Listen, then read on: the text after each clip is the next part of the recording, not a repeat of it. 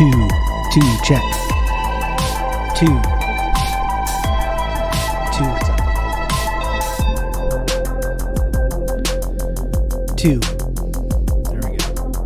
No. Two, hello. It's not after dark. Jay, it's 1:50 p.m., okay? I know the show is technically supposed to start at noon. I get that. I know that. Okay, I had a busy morning. I had a bunch of stuff to do this morning. I had some parenting stuff I had to do. I was busy, all right? And then when I was like ready to start, I was just lying on the sofa. You know, sometimes it's just like, yeah, okay, it's time to do that thing.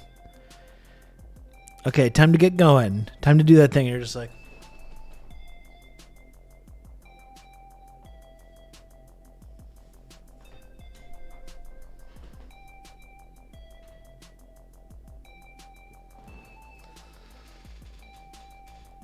you know, I want to lay on the sofa right now. Honestly, Dakadoon, honestly. Maybe like sometimes I ask this question, but maybe I should just turn the camera around and just go lay on the sofa and scroll.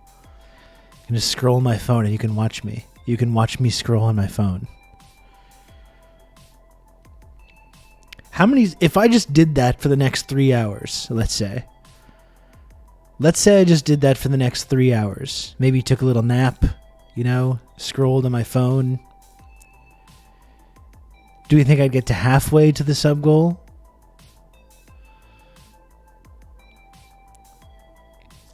I don't know. I don't know.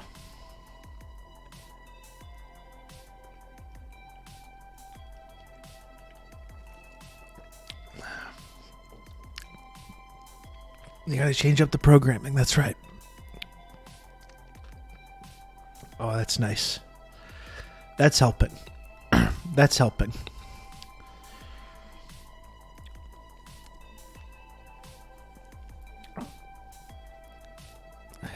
That's definitely helping. How's it going, everybody? How's it going? How are you doing? How was your weekend? We did the live show this weekend. We did the live show. The first ever Harbinger Soapbox series. We did it. I've been talking about doing a live thing for quite a long time. And we finally did it. It was very scary, honestly. It was very scary, but honestly, it was a really cool evening. It was a really cool evening. It was a really good venue. We had a fun time. We had a nice conversation. There was people there. You know, it was very cold. It was like minus 15, minus 17, like really, really cold. Not really ideal conditions. A bunch of groups there, tabling.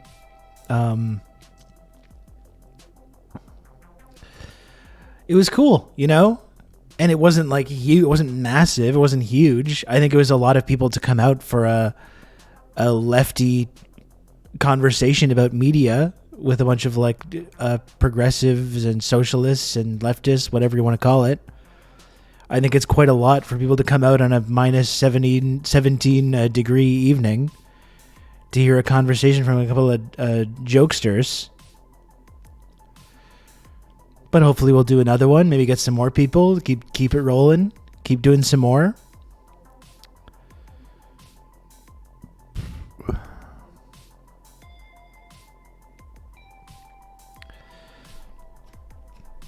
It was really cool, honestly. And yeah, as I predicted, even though I was nervous, once it got rolling and then the muscle memory kicked in of I just talking about this stuff all the time. So I felt pretty good about it.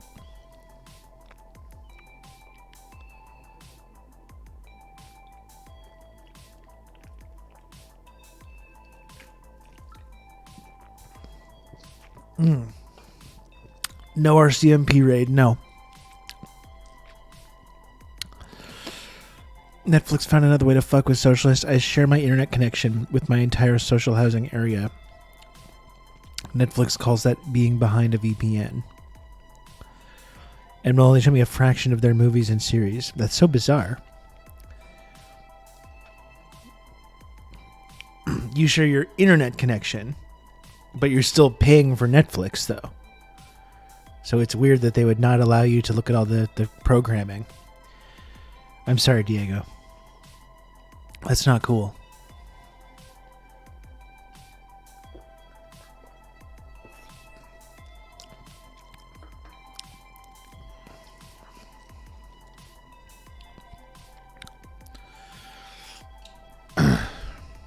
Hey, look, GG Genies first, as usual.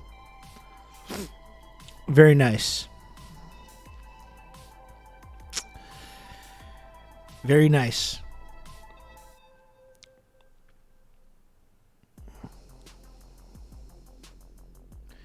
Midas Touch Gabriel Sanchez has pegged Vivek as having played the spoiler candidate in Iowa in favor of Trump by dividing DeSantis and Haley votes. I don't know. It seems to me that most people would... first of all, that's a kind of out of nowhere comment, I gotta say, but it seems like Vivek was going after Trump voters, less so like DeSantis and Haley. Was it really process? And like this whole dividing votes, I mean, that's like if people wanted to vote for DeSantis or Haley, they would just vote for DeSantis or Haley, you know? That's not really how this works. The idea that everyone that voted for Vivek Ramaswamy in the primary, if he wasn't there, would have voted for DeSantis or Nikki Haley. I don't know if there's any evidence of that, you know?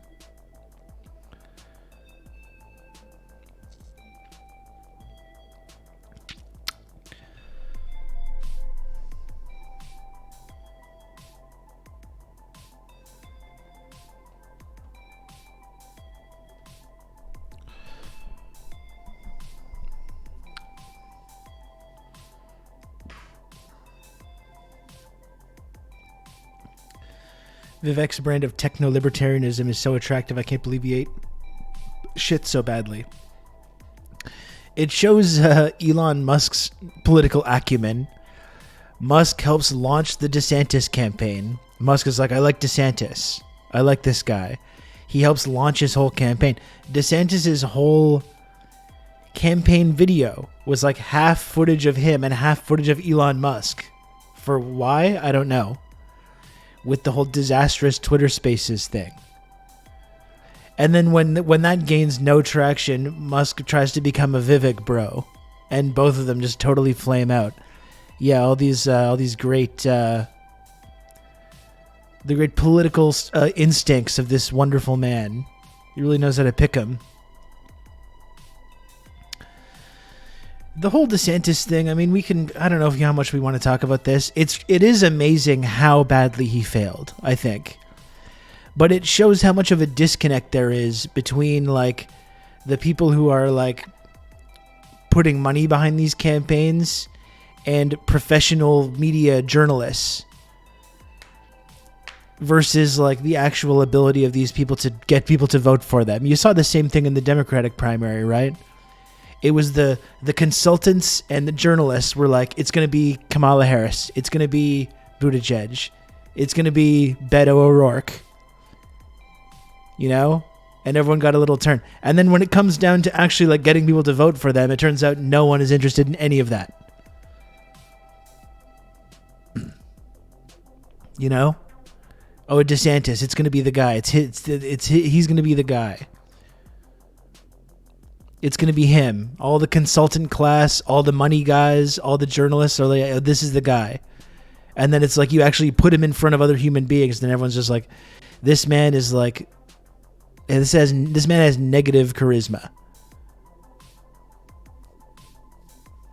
But he rolled out on a skateboard. I know. I mean, they should have put DeSantis on a skateboard.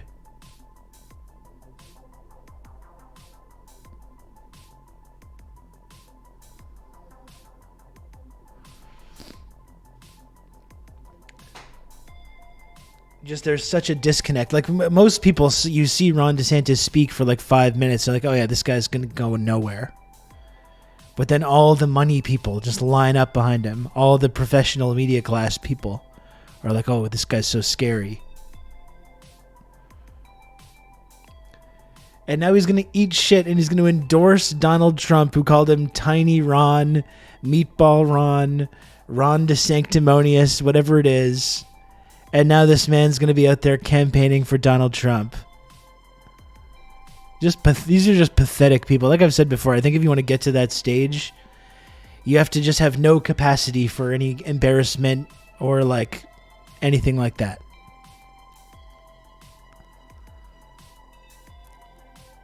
Tiny Ron DeSantis is 5'7".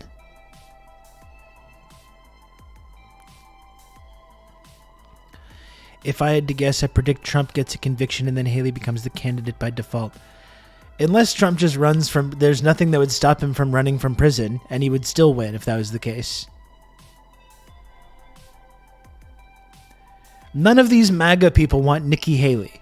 They view these people, the people that make up the Republican Party base now, the people that like Trump, they view Nikki Haley, first of all, as being like, even though she's like, there's no such thing as racism in America, they for sure view her as like a Muslim terrorist or whatever, in the exact same way that people were talking about Vivek Ramaswamy.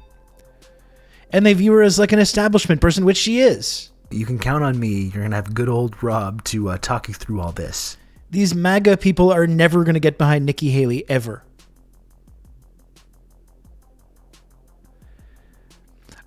I would support it on that level, Cinnamon Challenge. If she did become the first woman president, just how mad Hillary would be. I think just on that level, that would be a success. I don't know if Nikki Haley would win, though. I don't know. I don't think the MAGA people are going to line up behind Nikki Haley. Dude Control, thanks for the 5 months, tier 1. Thank you, Dude Control.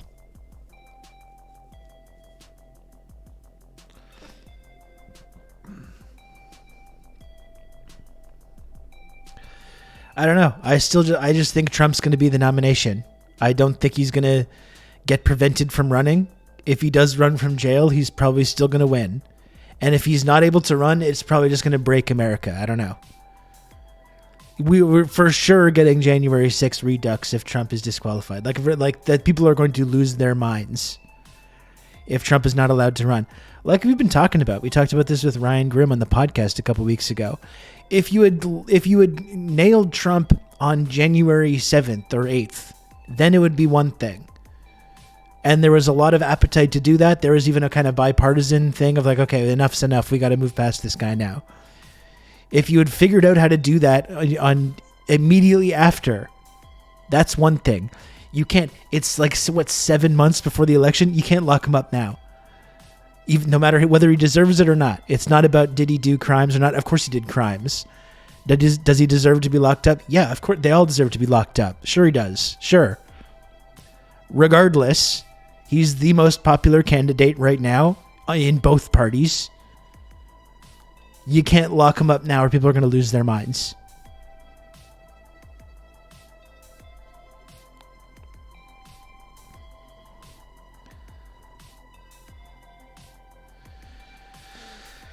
Trump running from prison like Eugene Debs. Like, I mean, it's a fitting storyline for America, just how grotesque and stupid America is. Trump becoming the new Eugene Debs, I think it's all speed running the end of empire. It's all very decaying, dying empire vibes.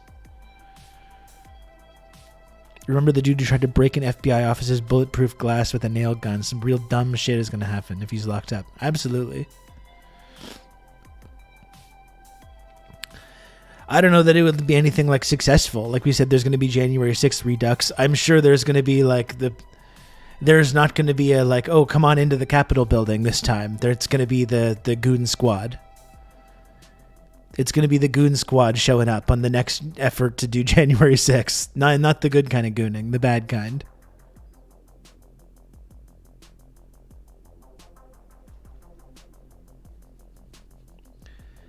At least half the FBI is MAGA. That I'm not sure. Like maybe in the FBI, maybe. I know in like DHS, I know there's definitely certain like departments as part of the security state, different factions. 90% of the CIA. I don't know. I think a lot of those people are still devoted to the status quo. I know that's definitely present, that kind of thing, but I don't know if it's that much. I think a lot of those people, even if they're more liberal factions or more conservative factions, I think they're still really devoted to upholding the basic, like, ruling class. Yeah, they're like never Trumper types. Not to say that there's none of them. And if Trump does win, I'm sure he's going to appoint as many people as possible into those positions. Is half the FBI MAGA or half the MAGA January 6 people undercover feds? Schrodinger's fascist. Yeah, that's a good way of pointing it out.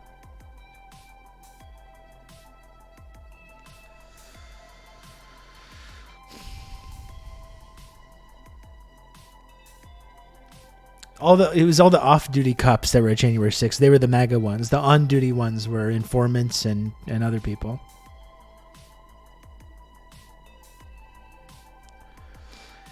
Anyway, Old Dutch asked a few minutes ago, how's the show? I mentioned earlier, but it was really great. It was honestly really, really cool. I'm looking forward to seeing like the video of it or the hear the audio of it or whatever, but it felt good and people enjoyed it, you know. Like I said, wasn't like a huge massive crowd or anything, but we filled up this little room, this venue. It was a very cold, shitty night, and it's a bunch of political nerds and socialists talking about the news. So I'm pretty happy with the crowd that showed up. Hopefully we're gonna keep doing these shows. Yeah, it was a few dozen people. Yeah. 60, 70 people probably. And again, yeah, freezing cold night. We're going to keep doing more of these shows. Hopefully next time we're going to get a little more, you know, build it up. We're going to do one in Toronto, do a couple more of these. How many TRRS crew? We had a couple. We had Pelicans. I don't know if Pelicans is in the chat, but Pelicans was there. He brought a crowd.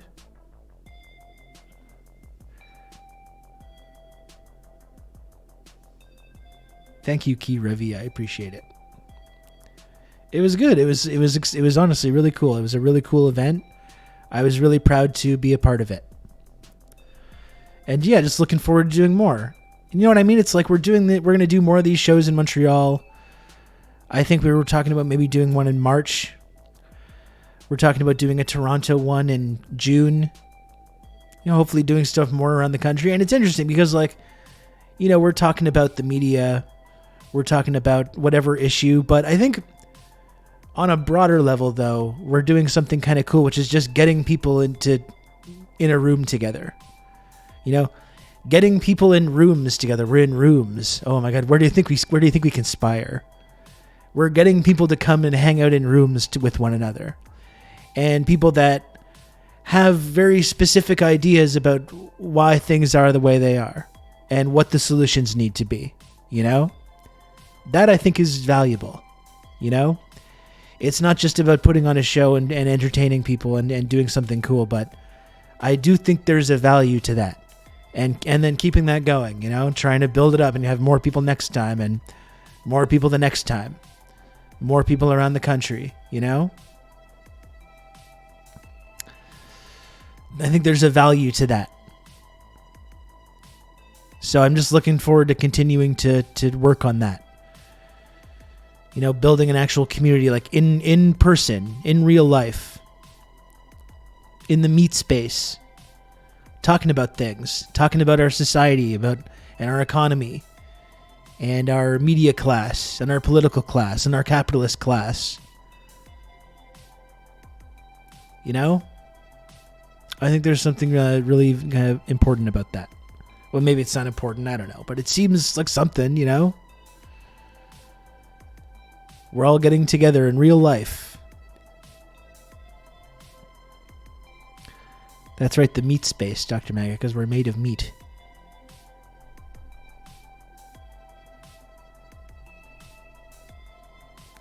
IRL.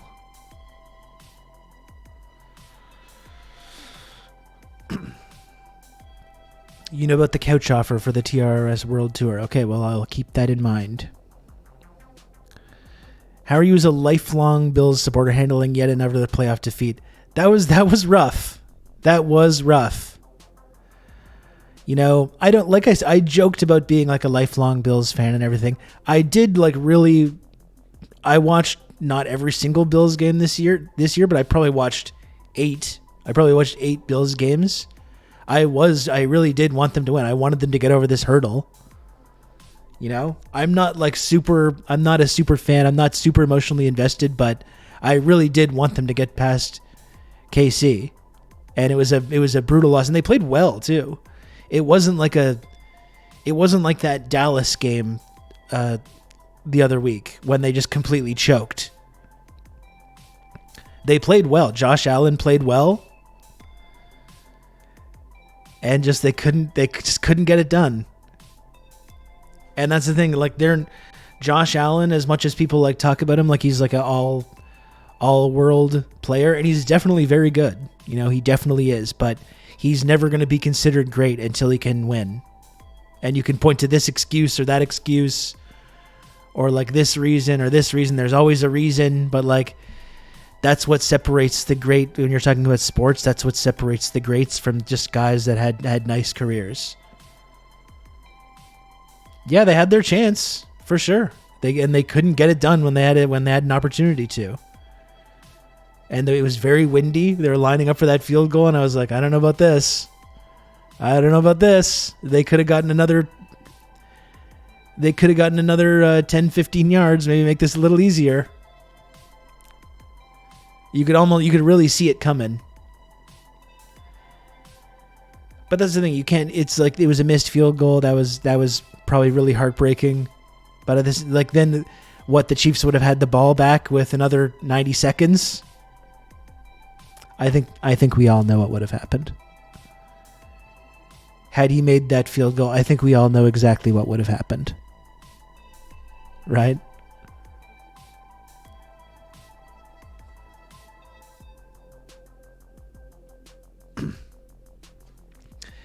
Yeah, he's currently in the Manning pre-2007 Super Bowl zone. Will always be compared to Brady until he wins one of his own. Yeah, it's just, he's not going to be really considered great until he wins, regardless of how well he plays, you know? You know who I was thinking about? When I was thinking about this kind of analogy, I was thinking about Craig Elo. Remember Craig Elo?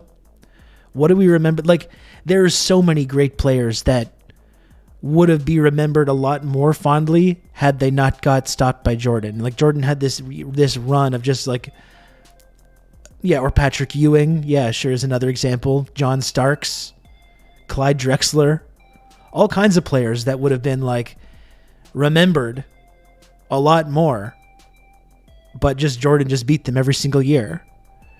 Like, I think about Craig Elo. We remember Craig Elo because Jordan hit this impossible shot over Craig Elo, and you see Craig Elo crumple to the ground. That's what most people remember about Craig Elo's career. He was a really good player. He was really good. He was a star player.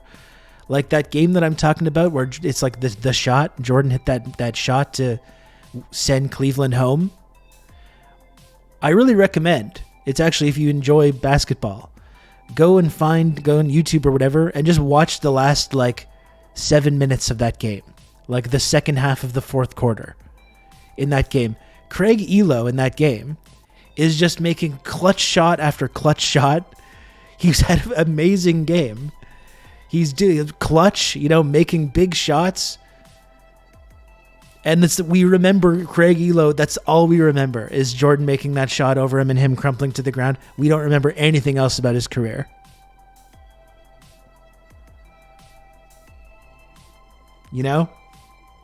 And that's just the effect that Jordan had. And that's the whole thing with Josh Allen.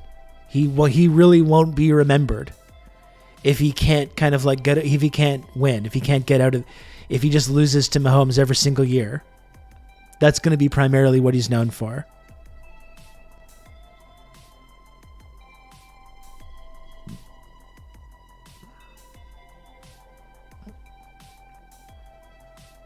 The Bucks had good teams in the 80s, would lose to the Celtics in the playoffs. Yeah, for sure. Like that Cavs team that I'm talking about with Mark Price and Craig Elo, like they had some amazing teams. Both of those guys were really good players.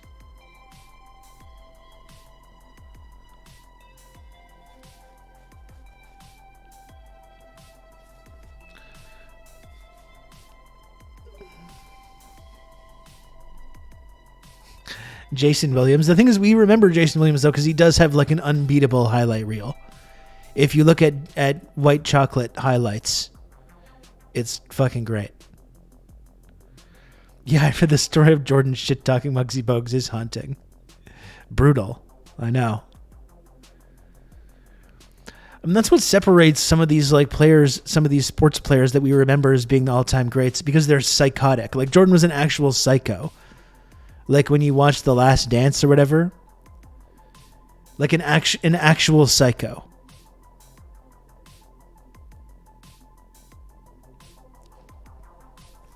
Always trying to find some like personal edge over people, like even if we had to just make it up. Even he had to make something up. So he thinks he takes some like random banal gesture as being like some kind of slight. And then he's like, I have to end this person's career now because I'm so upset. Because he like gave me a slightly limp handshake and he was sending me a message. You know?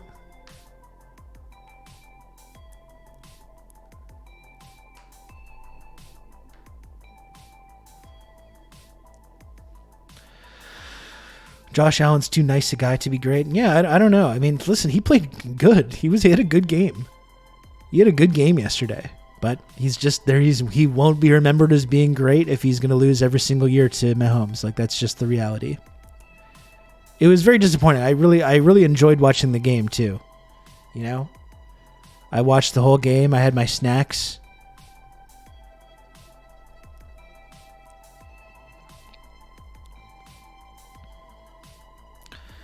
Reed Jordan versus LeBron. Someone on the internet pointed out LeBron didn't have the Pistons literally beating the crap out of him. Yeah, that's true. I think also about like sports medicine. Like the thing is, LeBron James has played 20 years at like an all-star level, which is like, I've talked about this before, but that's like completely unprecedented. Jordan had like 11 seasons at peak condition.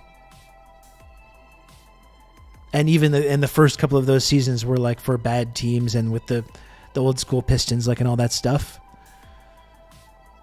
Like Jordan playing at that level of condition for 20 straight years, we would be thinking of the conversation a lot differently. Like if Jordan hadn't retired or been suspended for gambling, as some predict, as some suspect, he probably would have won 8 championships in a row.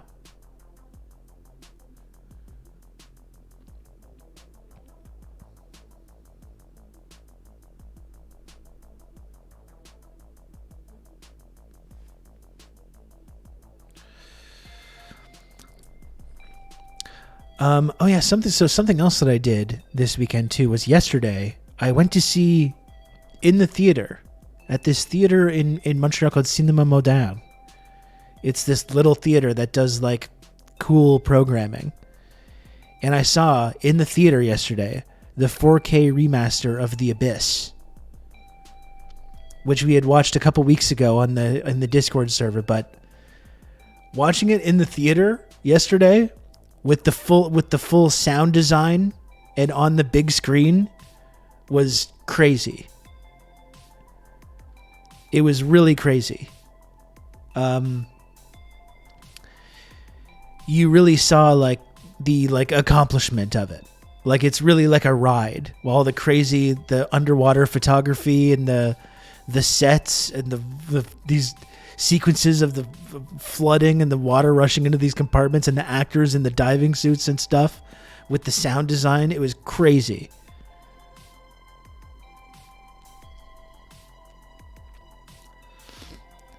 Has there been any change on the front of college athletes being compensated for generating ungodly amounts of money for a handful of rich white guys, or no? I'm guessing no.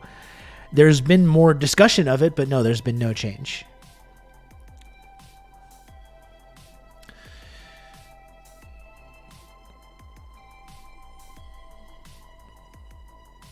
I remember seeing that in theaters with my uncle. He thought I was much cooler than my cousin who fell asleep.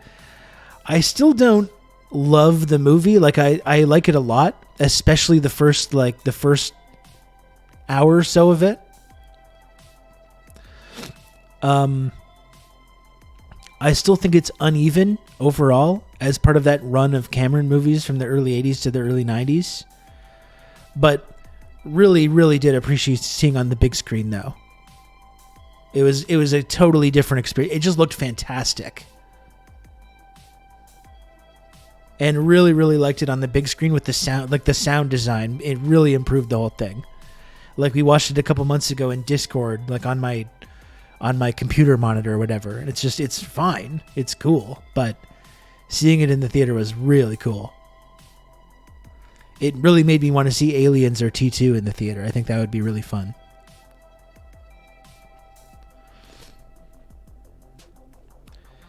NIL money for college athletes in America now, and the best athletes obviously get the most cash. Yeah, I mean, that's good. But the players are propping up a multi-billion-dollar industry. That's the thing. It's great that they're able to make a little more money from their likeness. But like they're creating billions of dollars. Billions. With a B. You know, for the colleges, for the TV networks. And they're still not even coming close to getting compensated fairly for that. Even if there's some improvements that are happening.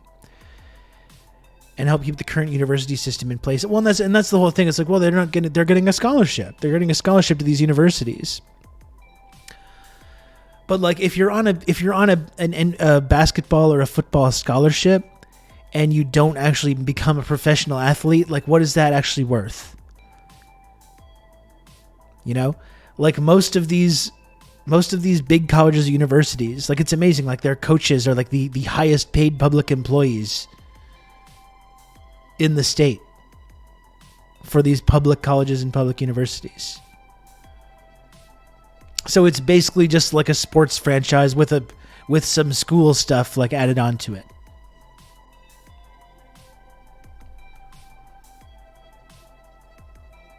I watched Aliens in the theater when it came out with my high school sweetheart. Alas, she did not like it. We did not last long after that. Good job. I agree with that, Plunger Man. You gotta. That to me is that's a red line. That would be a red line for me. Haven't you seen Blue Chips? You got to schmooze the alumno. I love Blue Chips. I love Blue Chips, Matt. It's one of my favorite sports movies. Most of them won't go on to being huge names, so they deserve to be set up better, especially for putting their bodies and brains on the line. Yeah, like there's no undoing the brain damage. Yeah, and like that's the thing. Even if you go to the NBA or the NFL, there's still, like even getting to that point is one thing. There's still a big difference between getting there and having an actual career where you like last, 10, 15, 20 years. A few people are able to get to that point. And like if you go and make NBA money for 3-4 years, I mean that's great. But like what do you do with the rest of your life? Or if you're if you're on a scholarship and if you blow out your MCL or your ACL or something. Like, what are you supposed to do then? And meanwhile, you're still part of this thing that's earning billions of dollars for the TV networks and for the NCAA.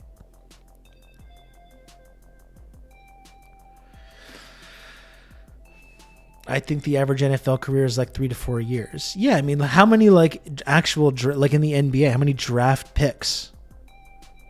Even lottery picks. Like there's no guarantee. A lot of lottery picks play a year or two in the league and it doesn't work out.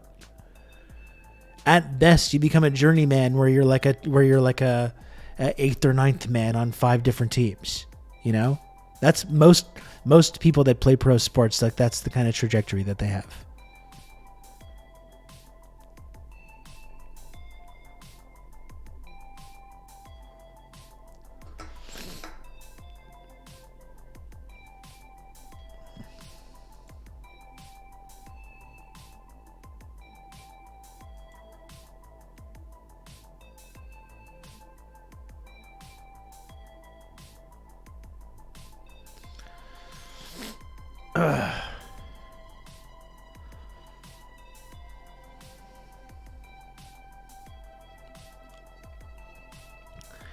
Eric Gordon had a nice career. Yeah.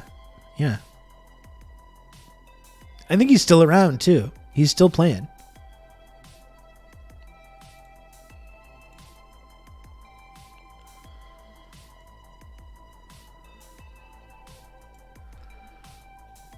Hey, ICB, how's it going? Anyway, we shouldn't chit chat too much longer. It's been 40 minutes. I got started late anyways, so I don't really know what we're gonna do today. That I'm still not sure. I still don't like how my hair looks. Ugh.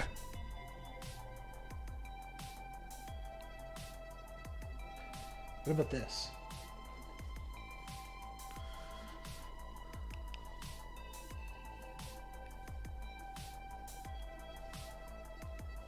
What about this?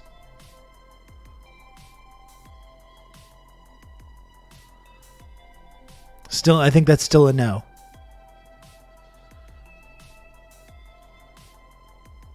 Yeah, I think that's going to be still a no.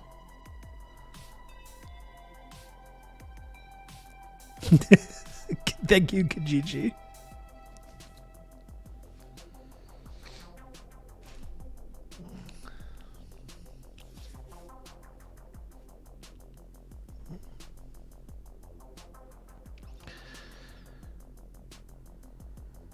You look like a proper hoser there, bud. Yeah. I got that orange toque from the dollar store. It doesn't fit me properly.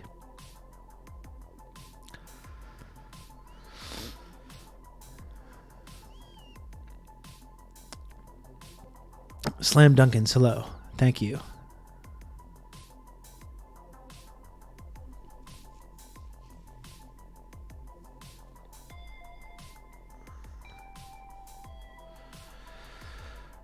This is really one of those days where I would probably just to be totally straight up with you, I'm having a fun time chatting with you. I would really like to just go lie down right now. I think that would be my ideal day.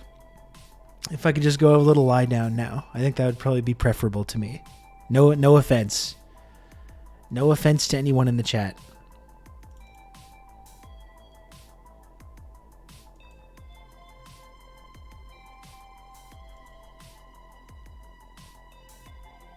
You can count on me. You're going to have good old Rob to talk you through all this.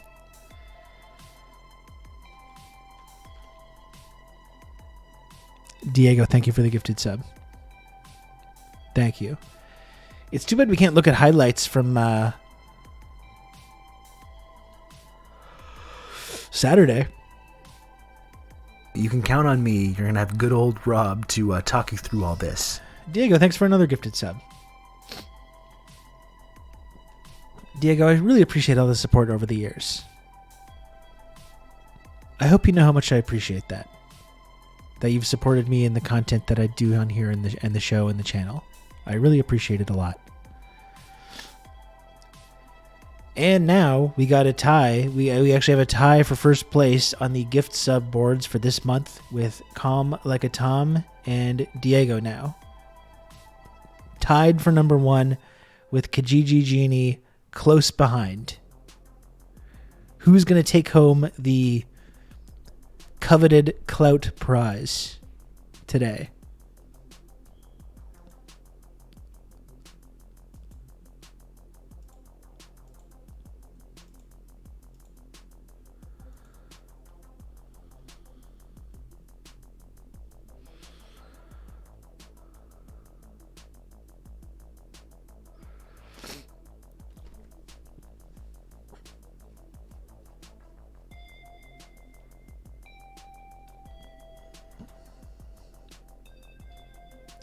Yeah, Kira, you got the 1 year badge there now. Nice.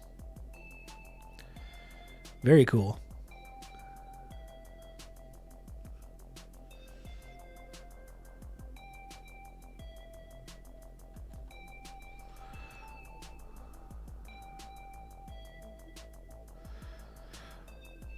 Well, look, we've got this video from Ben Norton. United States. We got this video from Ben Norton about Yemen. Perhaps that's something we can take a look at.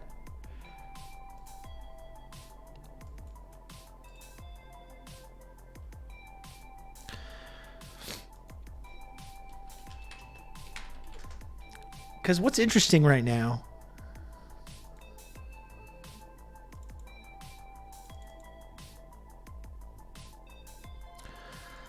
like it seems like the U.S. now is gearing up for even more of a large-scale war against Yemen. There's been reporting about how they're anticipating they're thinking about expanding that. You have the Biden White House kind of pretending that that's not what's happening.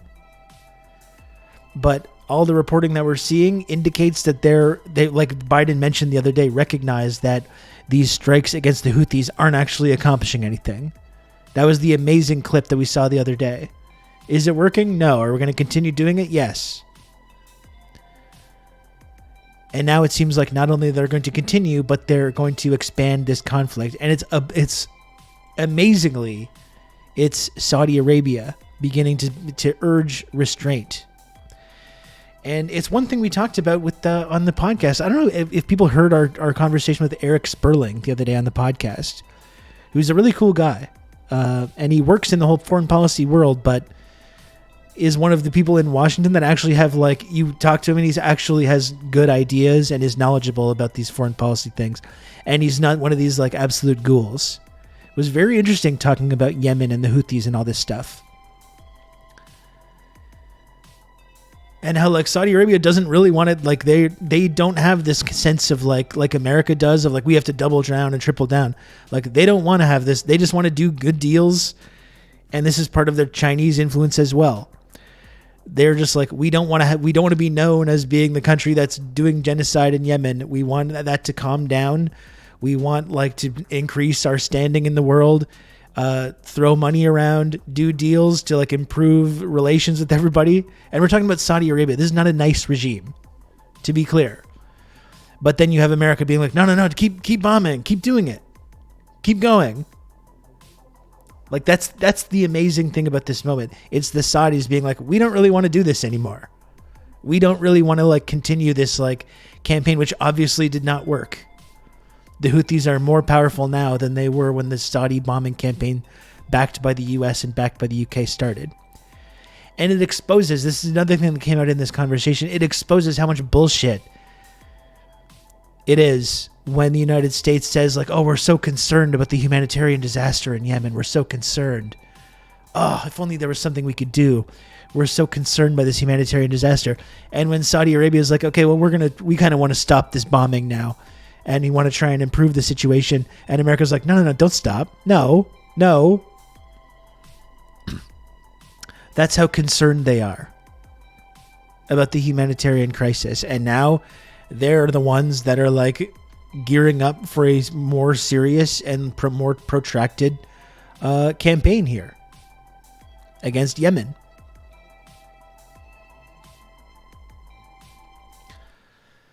Let's look at this to get us started here.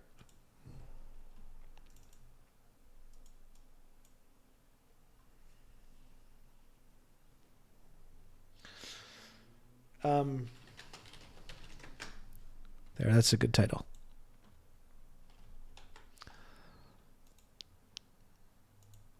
So here's an exchange today with Pentagon spokesperson Sabrina Singh.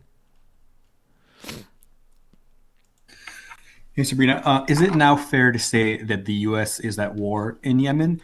And secondly, there are some reports about a U.S. MQ-9 being shot down over Iraq by Iranian-backed militia. Is that something you're tracking? Thanks, Idris. I'll take the last one first. I have seen those reports. I don't have anything for you on that, so I'd have to circle back with you. I've seen those reports, but don't have anything to add. In terms of your first question, no, we don't seek war. We don't think that we are at war.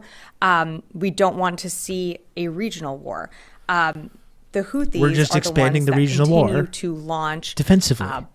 Cruise missiles, anti-ship missiles at innocent mariners, at commercial vessels that Why? are just transiting. They just decided an to do area this. that sees 10 to 15% of the world's They commerce. just decided to one day. The U.S. is Why is what that? we are doing with our partners is self-defense.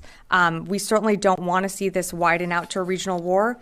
And we You don't do. want to see this continue, which is why These people are have such seen the action that liars. we've taken. And as the secretary has stated before, we will continue to take that action if we need to.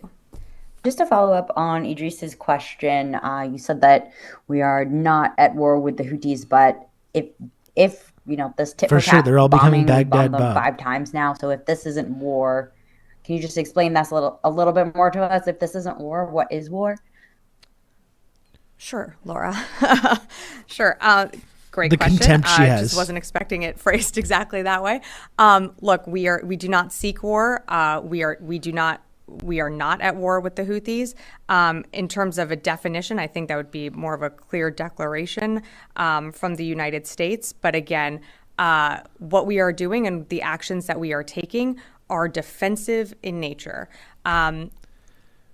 I would Zero reckoning with why these turn attacks are back to happening in the fact first that place. There have been over 30 attacks by Houthis on 50 different nations that are transiting the Red Sea at this time. I can only repeat so many times that we do not seek war with the Houthis, but we will take self-defense actions if we need to protect our troops, to protect commercial shipping, and to ensure that freedom of navigation is still allowed through international waterways. So zero reckoning of like why these attacks by the Houthis or Ansar Allah are happening in the first place. I wasn't familiar with your game, Laura. Her bangs though, slay queening. Yeah, there's no denying that she is slay queening. I mean, that's not. We don't need to debate that. I mean, it is amazing how we've talked about how ridiculous it is to like the whole like diversifying the national security state. You know. Get more women of color out there, or men of color, or people from different backgrounds, and they're all just out there doing the same fucking thing. You know, there's still just PR people for a massive war machine, giving it this like woke veneer.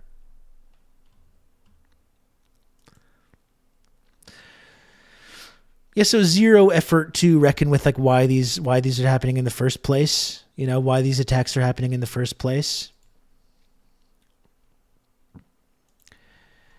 There's more as well. There's been more attacks in Iraq also.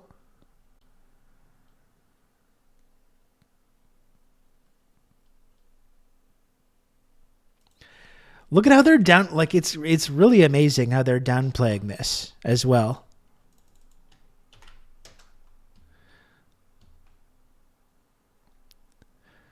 Can you tell us about potential? So it's like they feel forced to go and bomb Ansar Allah to keep open these shipping lanes and to protect the flow of international commerce. And it's all being done to like protect our troops. But there's militias in Iraq now attacking U.S. air bases, leading to serious injuries of troops. And they're like, no, it's not that big of a deal. Have good old Rob to talk you through all this. What's that? Sikalufakis, thanks for the 25 months of Prime. I really appreciate it, Sikalufakis. Thank you. Look at them downplaying this. Like, this is amazing. Like, this is an empire that is spread incredibly thin and is totally aware that they are sitting on this massive powder keg. What can you tell us about potential injuries to American troops in Iraq, and how will the U.S. respond to this latest attack? Well, as we understand at this early hour on Sunday morning, it's only a very small number of U.S. troops that were affected. They're being seen for traumatic brain injuries with some symptoms of concussions, but no serious physical injuries other than that. Not that that's not serious enough. Of course it is. But we understand it's a small number, and it's limited to traumatic brain injuries. Obviously, we're going to do what we have to do to protect them. I mean, these attacks have to stop, and we've made that very clear. They are losing control. They are losing control. Like, this is how much this situation has changed, I think. I think there really is this growing sentiment in Iraq, in Syria, in Yemen, in all these places that are like, we're not intimidated anymore. You know, we do not want you here anymore. We do not want the U.S. here anymore. And we're starting to like be way more open about that. And we're not intimidated by these like retaliatory strikes. The Iraqi government told them to leave. It's like the whole paper tiger thing, right? It's like it's been exposed. It's been exposed, especially over the last 2 years, and that's one thing about the Ukraine war that's I think led to that kind of perception increasing.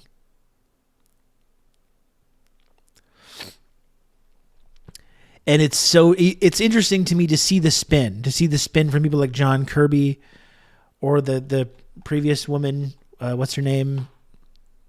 Can't remember her first name.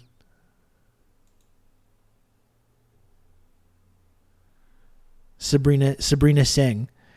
It's really interesting to me to see the spin about this increasingly volatile situation that they're barely able to control anymore.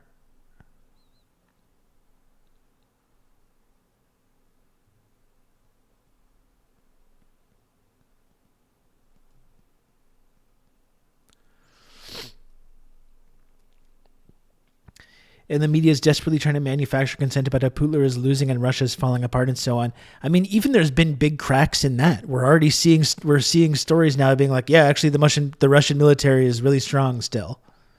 This is some guy, Rob Russo, some leftist based in Canada. I was turned on to this sick individual, and I found this. Oh no, Sam Sater, what a fucking nightmare. Hello, Raiders. It's me, Rob. Hello, it's nice to see you. Hey, you know what? If you just joined the show, I really appreciate that you're joining the stream today. You can count on me. You're going to have good old Rob to talk you through all this. If you can, please hit the follow button. Please hit the follow button. It costs you nothing. It's very easy. You just press the little follow button. You get notifications when I go live every day, creeping a little bit closer to 10K, which is a big milestone here on Twitch. So it really helped me out. Anyone, if you're not already following the channel, if you're just showed up for the first time today, just hit the little follow button.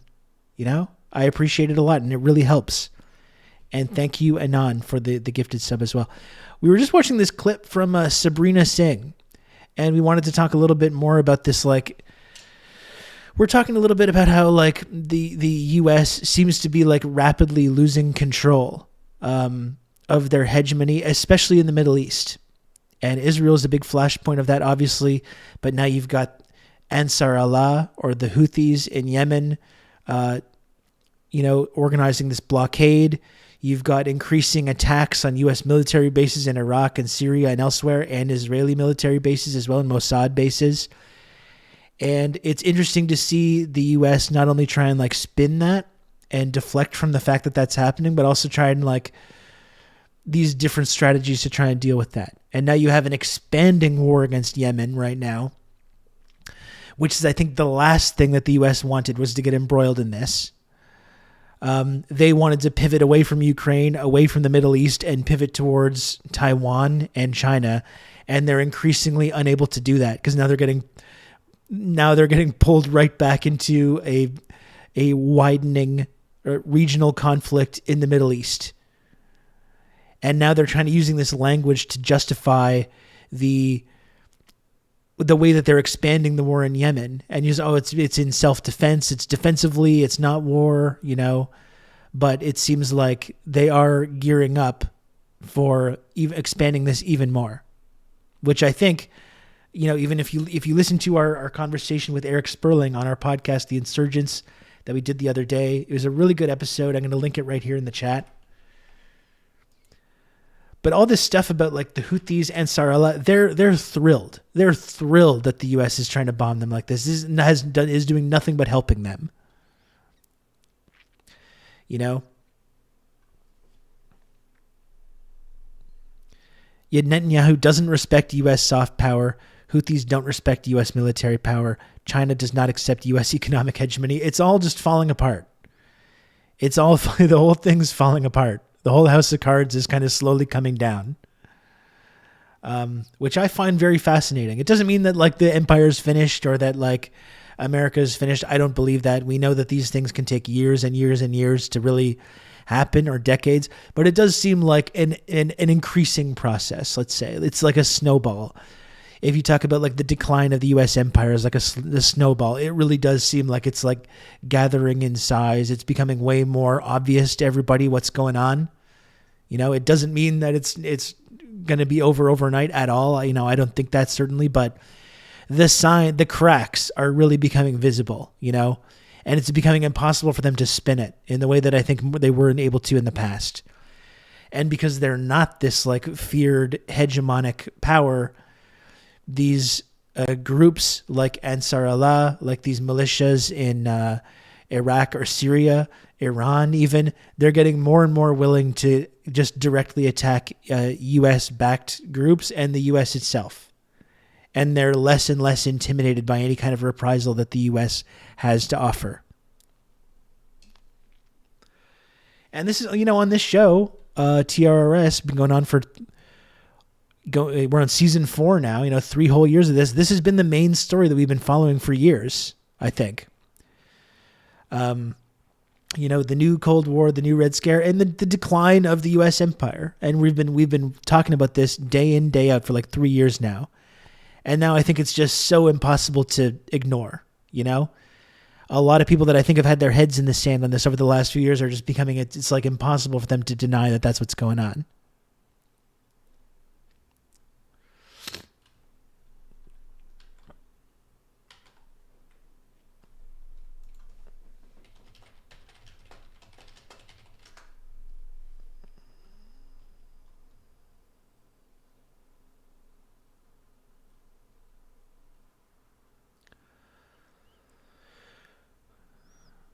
Like here's the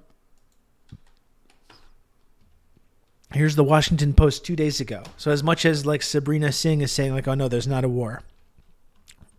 Oh, fucking go away. Oh, go away. No one look at my email. Don't look at it. Don't look at that. Don't look at that. Back. Go. Oh.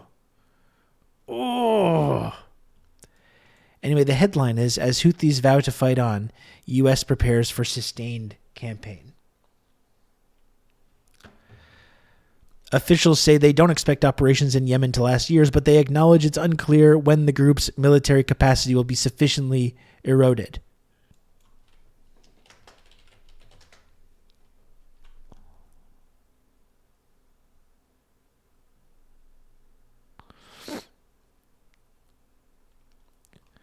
And have now made them an officially a terrorist group as well.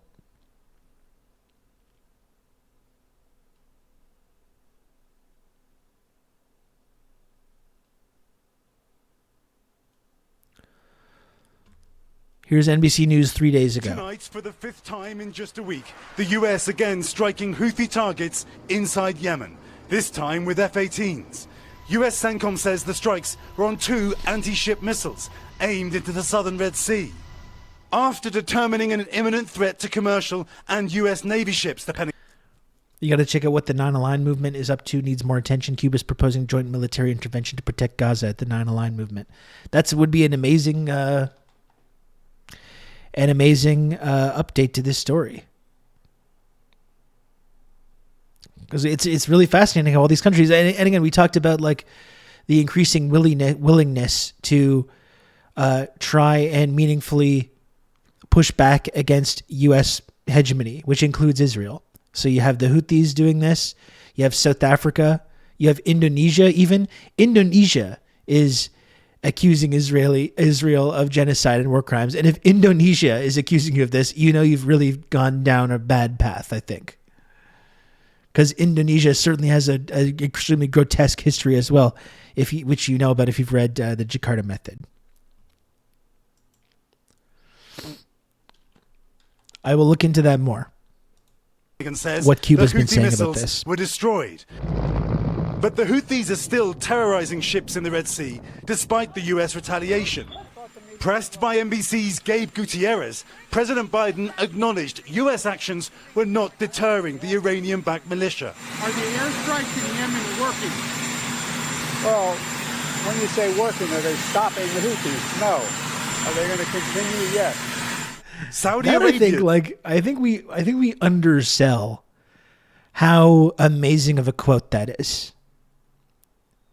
You know? I think that's an all-timer for me. That's an iconic moment. Don't say iconic. Just don't. Just don't do it. You can just leave it. You don't need to say anything about it. We can just move on. It really sums up the American Empire. No, it's perfect. That's why I love that quote, honestly. It's perfect. It is like the most Orwellian thing. Like, it's a cliche to talk about this Orwellian language, but like what more do we want to do? What more can happen to like make it more like exactly the kind of ways that language is used in the way that Orwell described. And Orwell was using it to describe like the USSR and Stalinism or whatever. But there's been nothing more Orwellian than over the last 2 years of like the way that our political or the media class talks about the war in Ukraine, the way it talks about Israel, the way that it talks about U.S. military projection in this moment. Like, look at the way that like we all like all these people just pivoted to just hating the Houthis all of a sudden overnight. Like, I thought it was pretty like in this sort of liberal, progressive, leftist side of things, talking about the way that Yemen was a victim of a massive crime being perpetrated by the U.S. and by Saudi Arabia, and Canada and other Western nations. And then immediately, as soon as Joe Brandon says Houthis bad, all these people immediately, oh, the Houthis, how can you say anything good about Yemen? Get the community, where's the community note? Community note this man. He said something positive about Yemen. Overnight, all these people. The Houthis are all of a sudden the number one evil threat. They're basically Nazis, according to the free-thinking, critical thinking liberals about this. The non-cult Biden supporters. As foreign minister met face-to-face with his Iranian counterpart this week. So our message to everyone, including our neighbors in Iran, is that we need to work together towards de-escalation. And in an interview with NBC News, They're another learning for the stunning first time and shift, they're excited. openly discussing a possible deal to normalize relations with Israel and a U.S. strategic partnership. But there can be no deal, he says, without a ceasefire and a two-state solution. But what we feel is key at this time is to find a credible, irreversible path to a Palestinian state. With Hamas vowing more terror attacks, Israel's president today saying no one is thinking about the peace process. By the way, they talk about terror attacks and then they show attacks on military targets. That's what these videos are.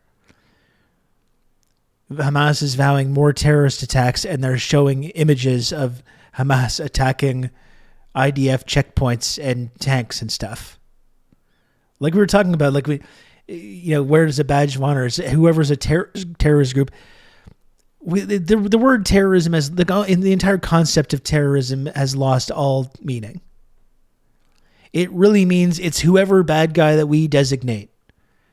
While the United States and Israel and Canada and the UK export more terrorism around the world than any of these groups could ever hope to, and inflict more violence on civilians than any of these groups could ever hope to. It's totally meaningless.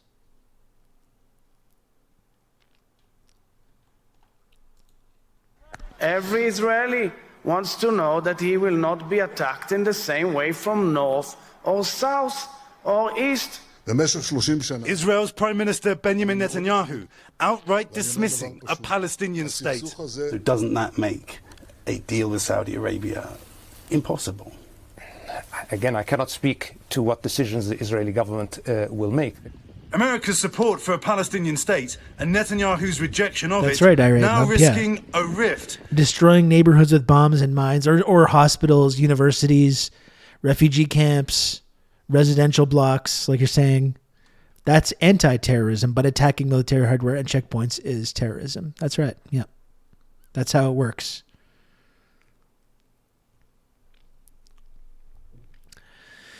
When the war in Ukraine began, I think 70 to 80% of Americans couldn't point to it on a map. I'm sorry, but nebulous claims of human rights don't sway me. You don't give a shit about these people. Yeah, and well, like, listen, you don't need to be a geography expert. When you see people being invaded, when you see people being killed, I understand being against that. But also, there's no excuse to not know any of the context of why that's going on, and to completely ignore or pretend that the United States and Canada and all these countries weren't deeply implicated in creating that situation in the first place. You know, that's not acceptable. Or when people suggest that it is true, that you just say, oh, that's some kind of conspiracy. That's like some kind of Putin propaganda. Just for pointing out basic facts about recent history. You need to be able to say no, Netanyahu said today, even to your best friends. Lester. Thanks for watching. Stay updated about breaking. So that's the amazing thing, is that Brandon has given Netanyahu everything. And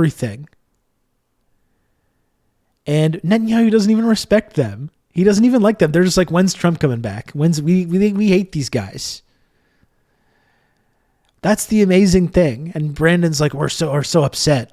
We're so mad at Israel. We're so upset with how it's going on. We're not even talking on the phone. And they're just giving them every single thing that they could possibly want.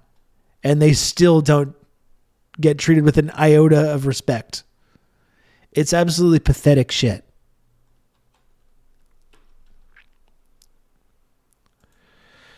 So let's look at the analysis from friend of the show, Ben Norton, to talk about Yemen.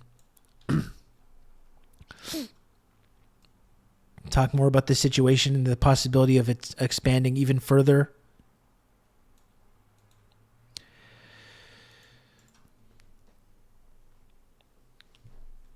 Before we start this video, if you do want to support this channel, please do so if you can.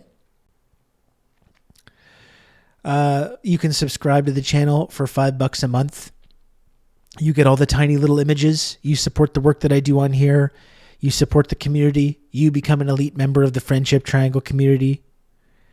You can subscribe totally free as well. If you have an Amazon Prime account, you can convert that to a Twitch Prime sub very easily. You can subscribe to this channel totally free of charge, and it really, really helps me out. So before we start this video, please subscribe to the channel if you can.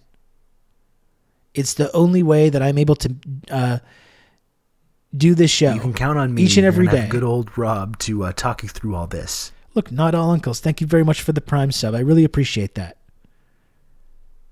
I really appreciate that. And look at that, totally free. I mean, it's not free because you're paying for Amazon Prime, but you don't have to pay extra. Not all uncles. Thank you very much for that. It's the only way I'm able to do this show. I do this show every single day, as you know. Every single weekday. Monday, Tuesday, Wednesday, Thursday, Friday. It's the only way that I'm able to keep doing this every day, folks, is through the generosity of the community. I got to make the little number go up every single day. So if you can, please support the show by subscribing, gifting subs or bits or whatever. Every little bit is very, very helpful. You can count on me. You're going to have good old Rob and to I appreciate it a lot. This. Svidler, thank you for the gifted sub. I appreciate that.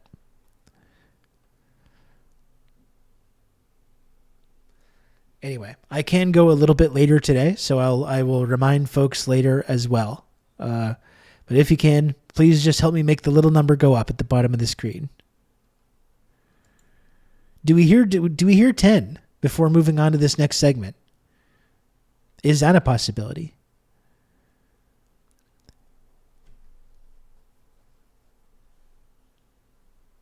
Is that a possibility?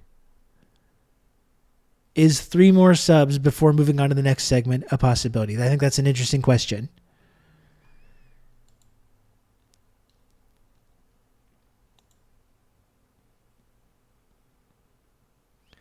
It's very, very intriguing. What an intriguing question. Are there 3 more brave heroes that want to support this channel before moving on to this next segment? The questions we're all asking. Everyone is wondering.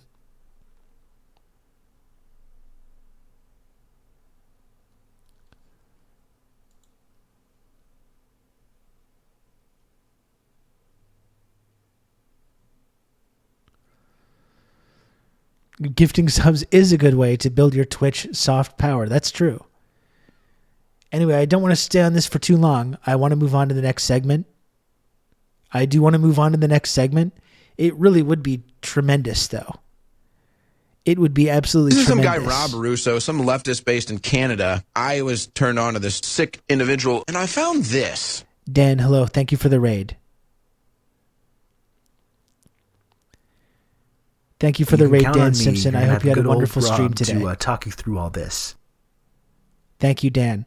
I always love raiding Dan's channel when it does the music drop. You can count on me. You're gonna have a good old Rob. I wish I had talk that. you through all this. That's always that pops me every single time. Burgundy Beard, thank you for 3 gifted subs. Very first 3 gifted subs in the channel from Burgundy Beard. I really, really appreciate that. Burgundy Beard. Thank you. And thank you, Dr. Maggot, as well for the gifted sub. That's very kind of you. Thank you, Dr. Maggot. Are those your vocals? I don't think those are your vocals, are they? You can count on me. You're going to have good old Rob to talk you through all this. And Dan, thanks for the 19 months tier 1. Dan, that's so kind of you. You're a very kind man. You know that? You're a very kind man. Yeah, I screamed into the mic one day and I tried to remix it with hardcore music. Oh, cool. I did not know that. I love that. That gets me every single time. It's always so enjoyable. Ow. It's not quite the same without the music. You have to take my word for it. And stepped up his kindness game. I'm moving to MN. That's Minnesota, right? Right? Right? I think so.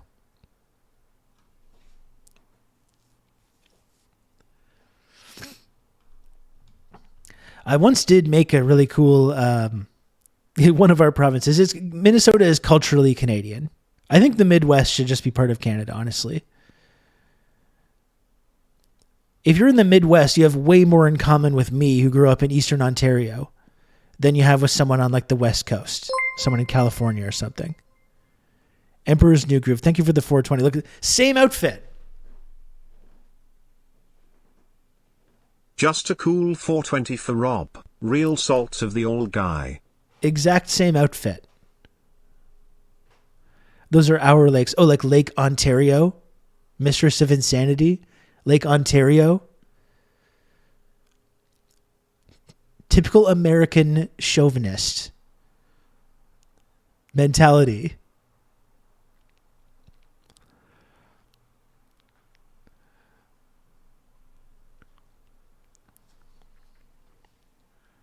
She's too busy soaking up all the California sunshine. If you're in the Midwest, she doesn't care about you. Don't listen to Mistress of Insanity. She's a California person. She's there surfing and sunbathing and basking like a lizard in the sun. She doesn't know about our culture, okay? She doesn't.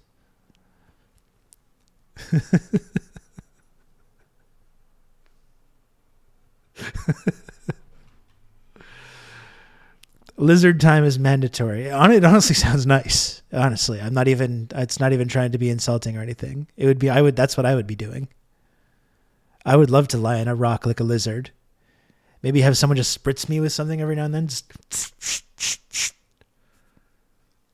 spritz me with a little water zest. Show sheepies from Vegas. There we go.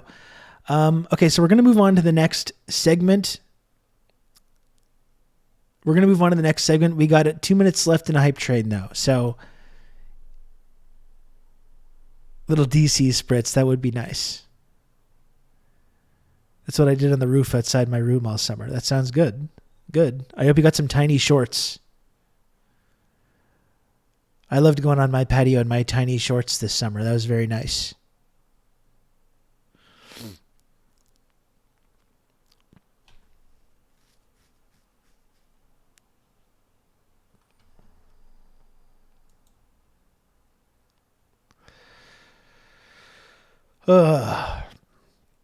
Okay, so any other takers? We're going to move on to this next segment. We're going to watch this Benjamin Norton clip.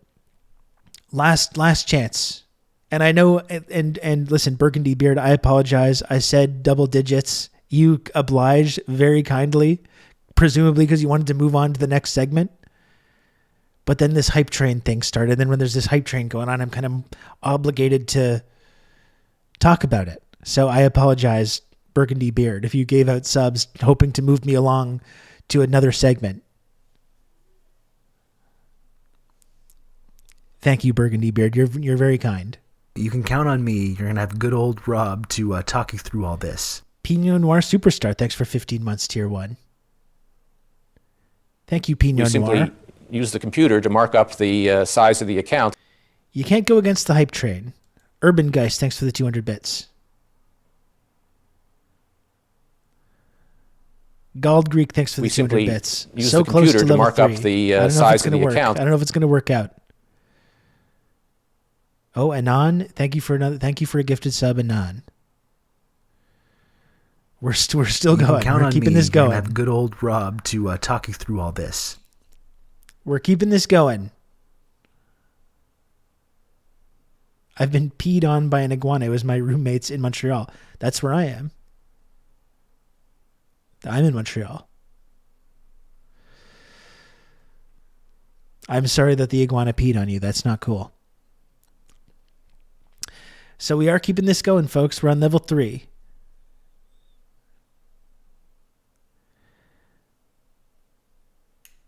How was your show on Saturday? It was really good, Red Wizard. Honestly, it was really cool.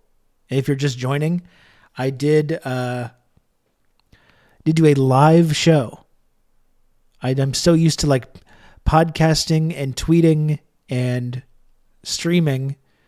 I actually sat in front of a crowd of people with a microphone with some of my colleagues, Paris Marks and Nashwa Lena Khan, and we talked about the news and our media and politics.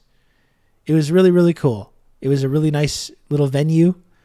We had some people come on a freezing cold night in January. And like I was saying, we're planning on doing more of these events. We're going to have more events in Montreal. We're going to do some more around the country. You know, I won't be involved in all of them, but like I hope to be involved in some of them. And it was really cool. It was really cool.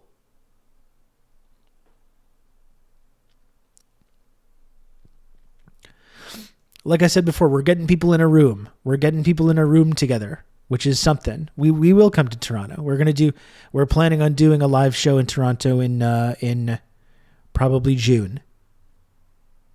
So watch this space. You know, we're having a fun event. We're talking about important stuff, but also we're just getting people together. We're putting people in rooms. I think there's a value to that.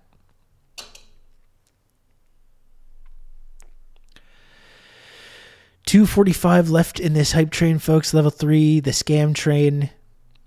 If anyone else wants to subscribe, and I'm sorry, we're going to get to this next segment soon.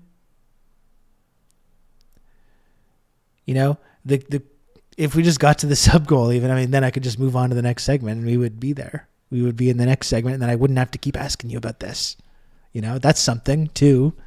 That's something. But if you can, please subscribe, folks. We got another 2 minutes to go. If you can, join the community, join the base level or the chaos zone or the elite tier of the friendship triangle system.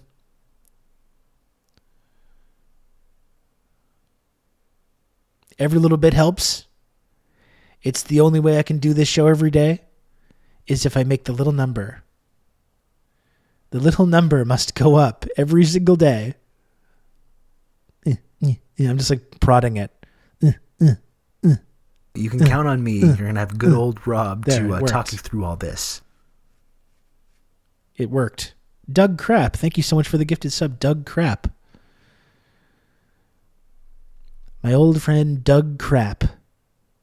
I really appreciate that gifted sub, Doug. Thank you for that.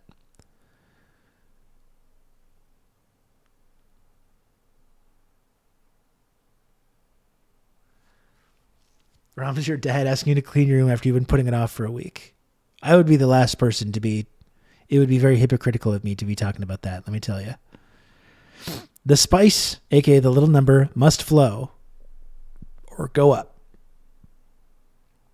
It's true. And we are a mere 20 subs away. You know,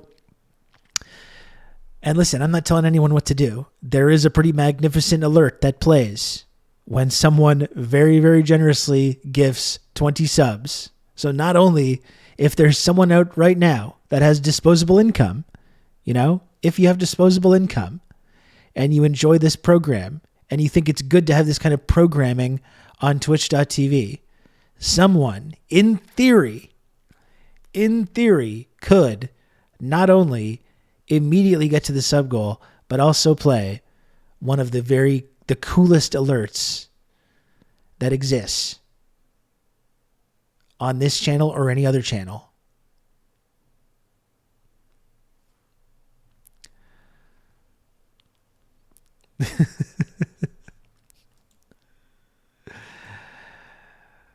Oh, you know, I have to try. You know, I do. Platform wide, that's right. Not only, and that's the thing. I know everyone says this show though, the best community, the best emotes, the best alerts. I really truly believe that.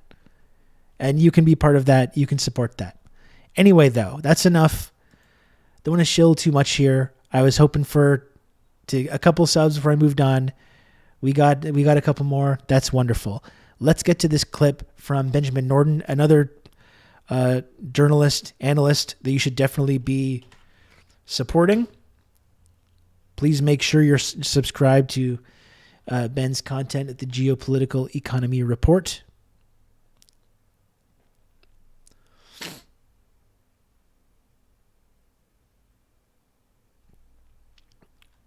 Let's go. Let's watch this clip. Thanks for supporting the show, everyone. I really appreciate it. The United States is preparing for yet another war. The U.S. military launched numerous airstrikes this January targeting Yemen, and the Washington Post reported that the U.S. government is planning what it refers to as a sustained military campaign targeting Yemen's de facto government, and they referred to this as an open-ended operation. That is to say, this is a war without a deadline. Now, there's a lot of context that I need to provide to understand what's happening here, but the first thing that I should emphasize is that this is not the beginning of the U.S. war on Yemen.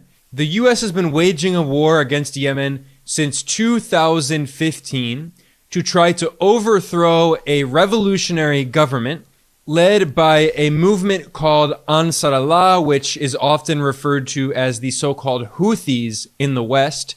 They came to power in what they refer to as a revolution on September 21st, 2014, and they overthrew a dictator who was running Yemen named Abd Rabbu Mansour Hadi, who was backed by the United States and largely seen as a puppet of Saudi Arabia. And politically, there are many similarities between the Yemeni revolution of 2014 and the Iranian revolution of 1979. The Western powers and Israel have tried to portray the Yemeni movement, Ansar Allah, or the so-called Houthis, as supposed Iranian proxies, but they are not proxies. They are indigenous Yemenis. And while they do share a lot of the Islamic nationalist, anti-colonialist ideology of Iran or Hezbollah in Lebanon, they are not proxies. And they have created a de facto government where the vast majority of the Yemeni population lives.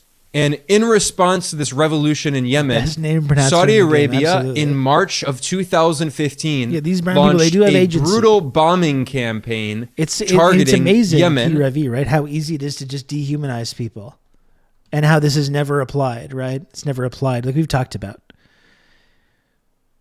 The Iran-backed Houthis, Iran-backed Hezbollah, these Iran-backed militias in Iraq, in Syria.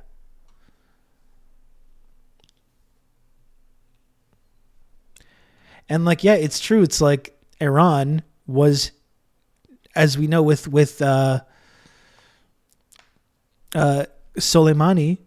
Iran was training a lot of these militia groups in Syria and Iraq to fight against ISIS, which was created out of the absolute chaos that was inflicted on these places by U.S. militarism and imperialism in both Iraq and Yemen. Led to so much destabilization and chaos, flooded the region with guns and other weapons, created these terrorist groups, sometimes that seem to serve their exact same, foreign policy goals.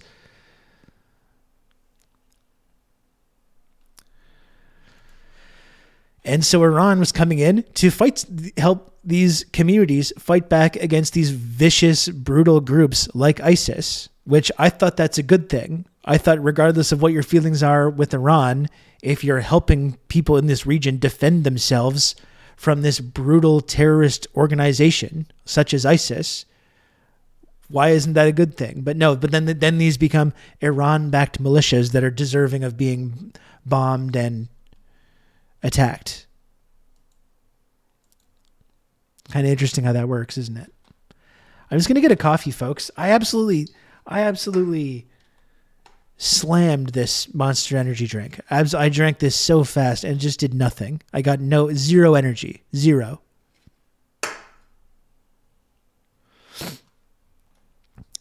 A recent episode of American Exception goes over ISIS thing quite well. Is that Aaron Good's thing?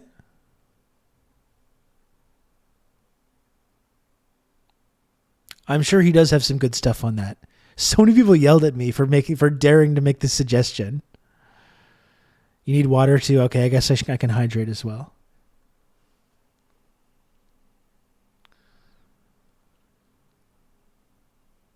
He's developed a resistance. Yeah. I spent the last 5 years developing an immunity to Monster Energy drinks.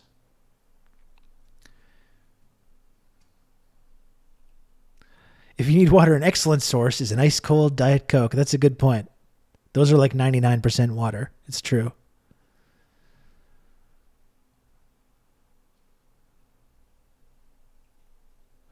Mistress of Insanity. What am I supposed to call you? I feel like every single time when I say Mistress of Insanity, but I can't say like, yes, mistress, because then that takes on a whole different connotation.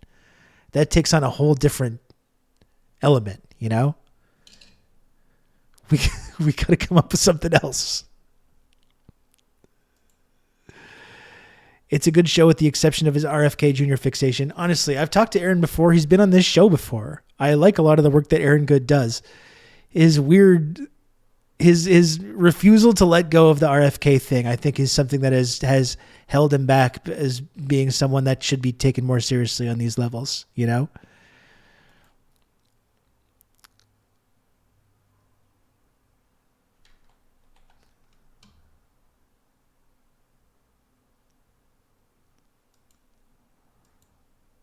Lioness, I guess we could do that. That works. That's a good compromise. See, we're finding compromise. Okay, let's go back to this video. I'm gonna get some coffee and some water as well. And with steadfast U.S. support, Saudi Arabia spent years... I think, okay, immediately pausing. I think the whole deep state thing is a bit of a dead end. The deep state is just the regular state. I don't totally agree with that, because I think there is a power that goes beyond the elected government of the United States. And sometimes it's not totally clear how they operate. And I think it's really good to speculate on. I think it's important actually to speculate on that in these moments.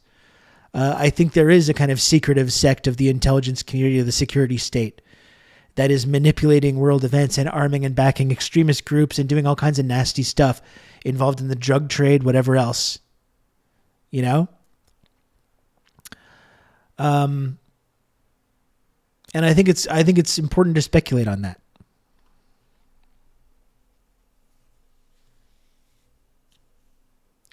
That's just the normal functioning of the intelligence apparatus of the state. Yeah, but I still enjoy, personally, and I think it's valuable to speculate on what role they're playing in certain big, deep politics events, we can call them, you know? Because it's not always abundantly clear what their motivations are or what role they're playing. And I think there's a value in speculating on that. Yeah, read Devil's Chessboard for sure. There should be a Netflix series on that. I think that would be a really good series or an actual kind of documentary. But anyway, let's move on. I'm going to get my coffee and some water. Relentlessly bombing Yemen, destroying civilian areas in a desperate attempt to overthrow this revolutionary government. According to the United Nations, 377,000 Yemenis lost their lives in this war that the United States and Saudi Arabia waged against Yemen between 2015 and the end of 2021. Several years ago, I was doing constant reporting on this war in Yemen, given the fact that, according to the United Nations, it was the largest humanitarian crisis in the world, with tens of millions of Yemenis on the verge of starvation. And I should emphasize that Yemen is the poorest country in the so-called Middle East, or a better term is West Asia. Back in 2017, the UN Undersecretary General for Humanitarian Affairs and Emergency Relief Coordinator, Martin Griffiths, he declared that Yemen was the largest humanitarian crisis in the world, with 2/3 of the population, nearly 19 million people, in need of aid. However, today, this war that the US is waging on Yemen is quite different in that Saudi Arabia is no longer involved. In the previous phase of this war, the United States was using Saudi Arabia to relentlessly bomb civilian areas in Yemen to try to destroy the revolutionary government. And the New York Times published an op-ed by the New York Times editorial board back in 2016, acknowledging that, quote, America is complicit in the carnage in Yemen. This article admitted a crucial fact, that the so-called Saudi-led coalition waging war on Yemen, quote, would be grounded if Washington withheld its support. That is to say, that the only reason that Saudi Arabia was able to wage war on Yemen and kill nearly 400,000 people is because the United States was supporting it. And what's different today is that the US is now waging war on Yemen directly, cutting out the middleman. And in fact, Saudi Arabia is publicly urging caution. According to Arab News, which is a Saudi state media outlet, the Saudi Foreign Ministry, it said that it had great concern when the U.S. launched airstrikes in Yemen this January. And Saudi Arabia called for, quote, self-restraint and avoiding escalation.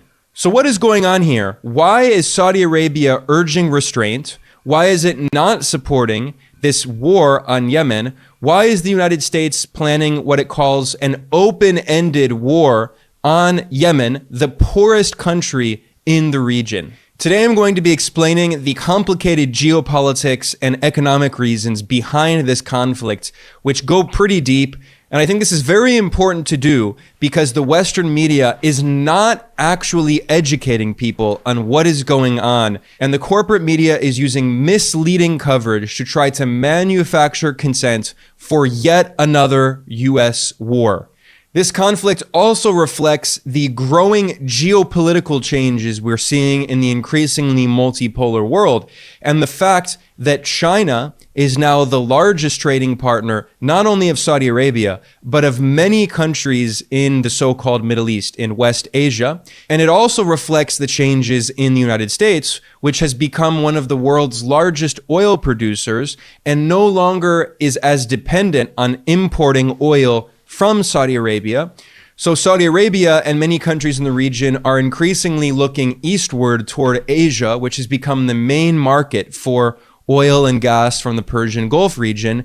And furthermore, in 2023, China negotiated a geopolitical game changer, which was normalization of relations between Saudi Arabia and Iran.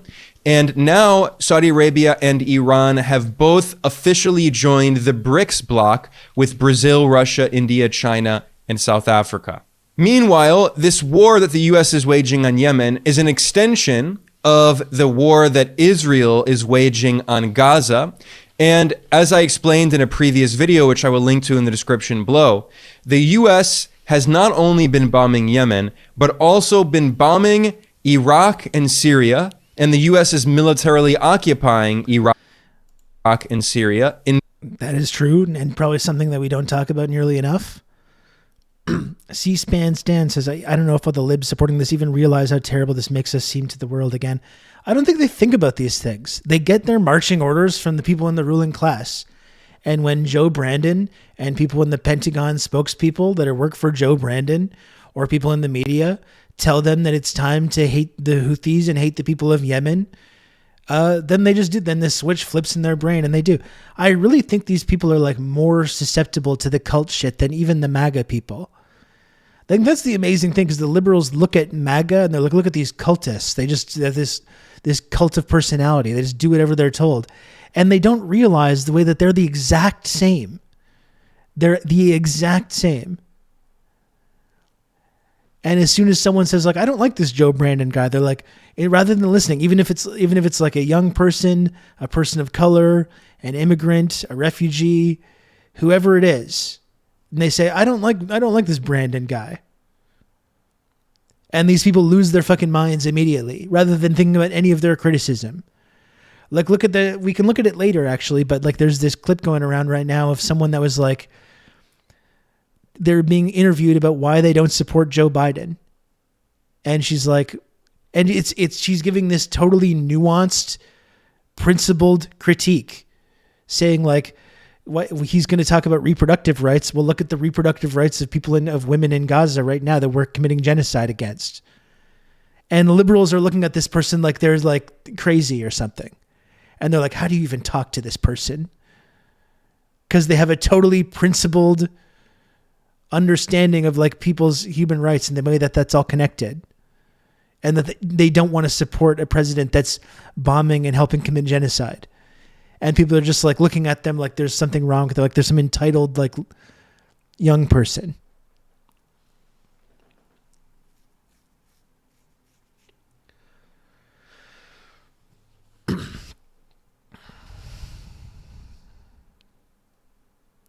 MSNBC interviewing Michigan voters. Is that what it's from? We can look at the clip after, but it's really remarkable because this person's really informed, articulate, nuanced,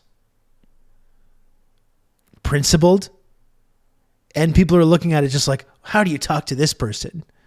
Instead of like, let's think about what these criticisms are and think about whether maybe the Democratic Party could change some things or do things differently so people like this might support them. They're just like, this person is wrong and bad. That's the only thing that they think of. Anyway, let's continue. In violation of international law. Furthermore, Israel has not only been bombing Gaza, but Israel has also been bombing Syria and Lebanon.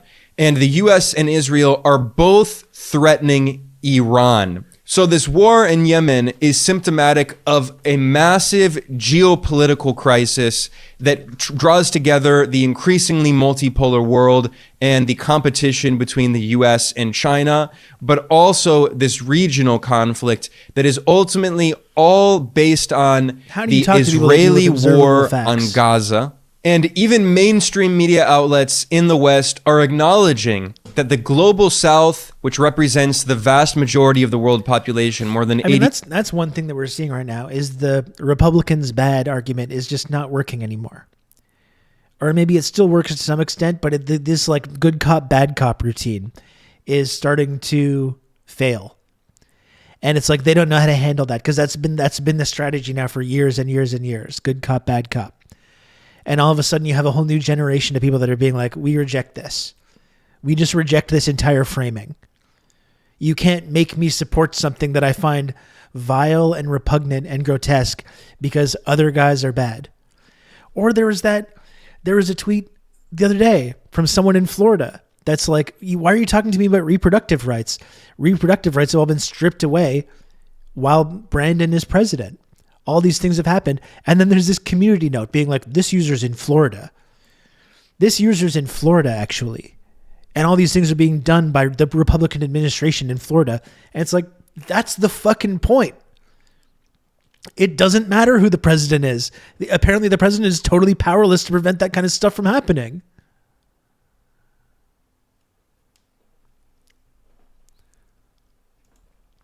Yeah, Biden helped set up SCOTUS for this. As much as they want to blame people that like don't support the Democrats for Supreme Court justices, and the fact that you have this unelected conservative majority in the Supreme Court. But like, look at the role that Biden himself played in contributing to that.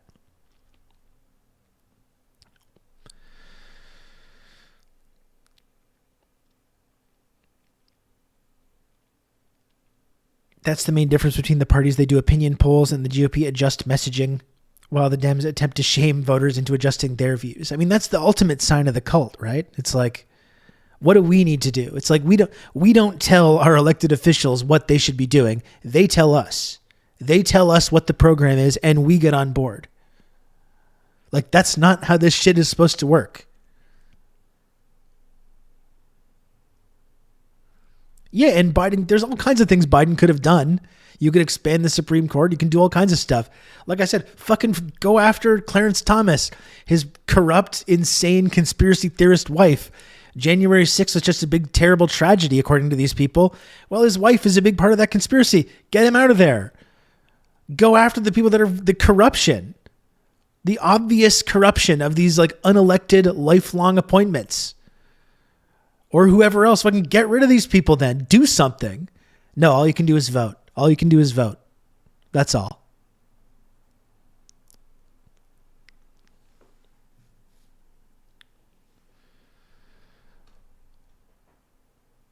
Not voting, that's what got us this Supreme Court.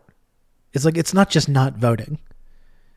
If you don't like the Supreme Court, which is obviously not representative of most people's political views in the United States on many levels, and is obviously completely unfair and corrupt, then fucking do something about that.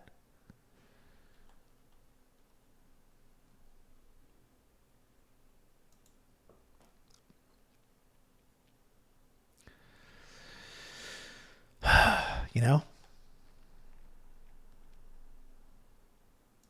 80% of the world. The Global South Really is amazing rebelling stuff, against the United States and the Western order led by the United States, and supporting a case that South Africa has presented in the International Court of Justice, the top United Nations judicial authority, which officially accuses Israel of genocide on the world stage. Now, if you want to actually understand what's happening in Yemen, there are several myths that I need to dispel that are constantly spread by the Western media. I was turned on to this sick individual, and I found this. Hello, Capri Sun Pappy. Hello. Thank you for the raid. I appreciate that. Welcome in, raiders. It's nice to see you. Thank you for joining the stream. You know, if you're just joining for the first time, if you can, little simple ask for you here. Please smash the follow button. Please just hit the little follow button. It costs nothing at all. It helps me out a lot. I am slowly making my way up towards 10K followers, which would be a big milestone for me on here. So if you can, please hit the follow button. I would appreciate it a lot. And look at me. Isn't this someone that you want to follow? Look at this guy. Huh?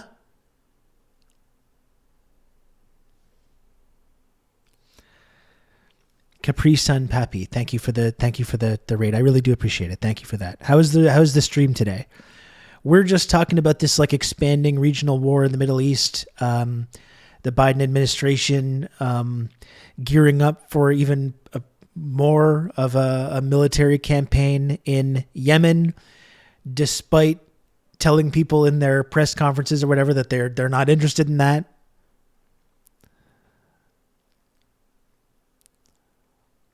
It's really amazing the way that they're trying to deny the thing that we kind of just see what's going on in there in front of our eyes.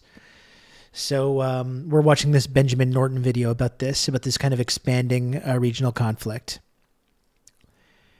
Here we go, killing again. We got roped into it again. We stumbled into another situation where we got to blow up a bunch of people. Can you believe it? The United States is really unlucky in that level, isn't it? They never want to be involved in this stuff.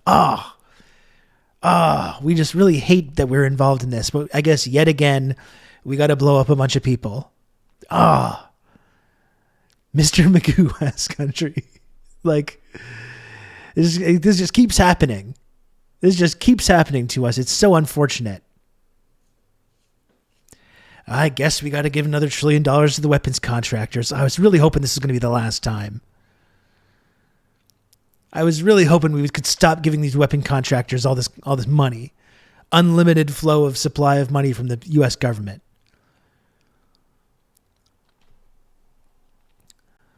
You got the money printing machine in the bottom of the Capitol building. It's printing sheets of cash just going directly into these weapons contractor bank accounts. We wanted to turn off the money printing machine, but now we have to got to keep it going again.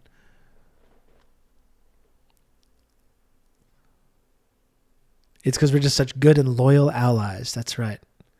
It's true. The global south is just so mean to the U.S., just making them go in there and blow people up for years and years and pretty much the entirety of the United States' existence.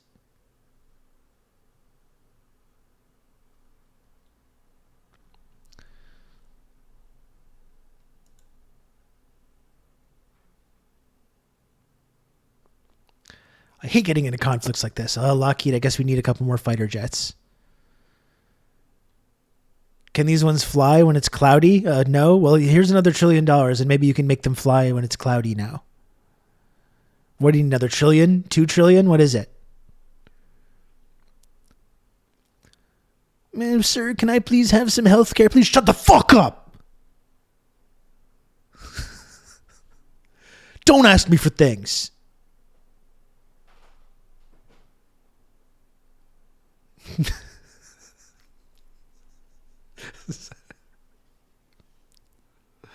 Sorry if that was scary to anybody.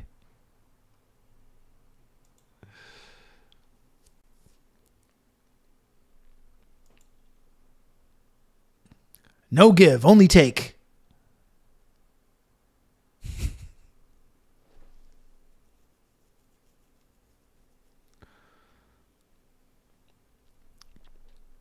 Oh, you're asking for healthcare? I guess you like Trump. I guess you like Donald Trump.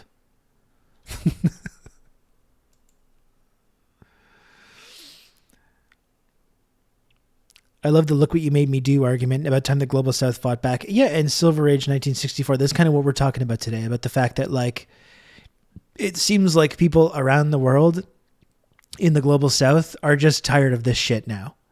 And they're more and more willing to openly confront the U.S., either with this Red Sea blockade or with, these attacks going on in Iraq or Syria, military bases, both Israeli and U.S. military bases being attacked. There's just more and more willingness to openly defy America now. And as the more it happens, the less America is able to respond. And the less they're able to respond, the more people around the world are realizing that there aren't all these consequences for going against the U.S., that it was a paper tiger all along.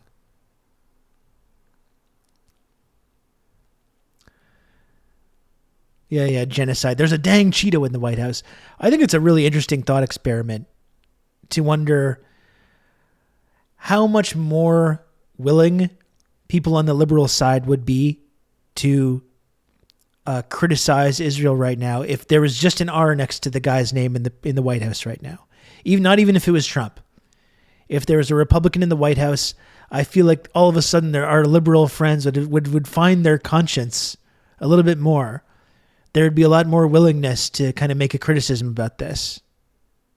But no, it's the blue team is in charge, so no criticism allowed. No criticism allowed. You must never question, never criticize. You must just dutifully go every 2 years and pull the lever for the blue team and shut the fuck up.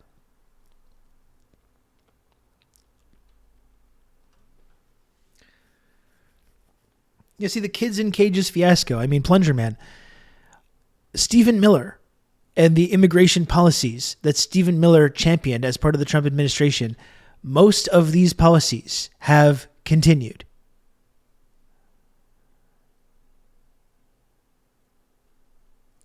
there's very, very little difference between the Biden immigration policy and the Trump Stephen Miller policy. Very, very little difference.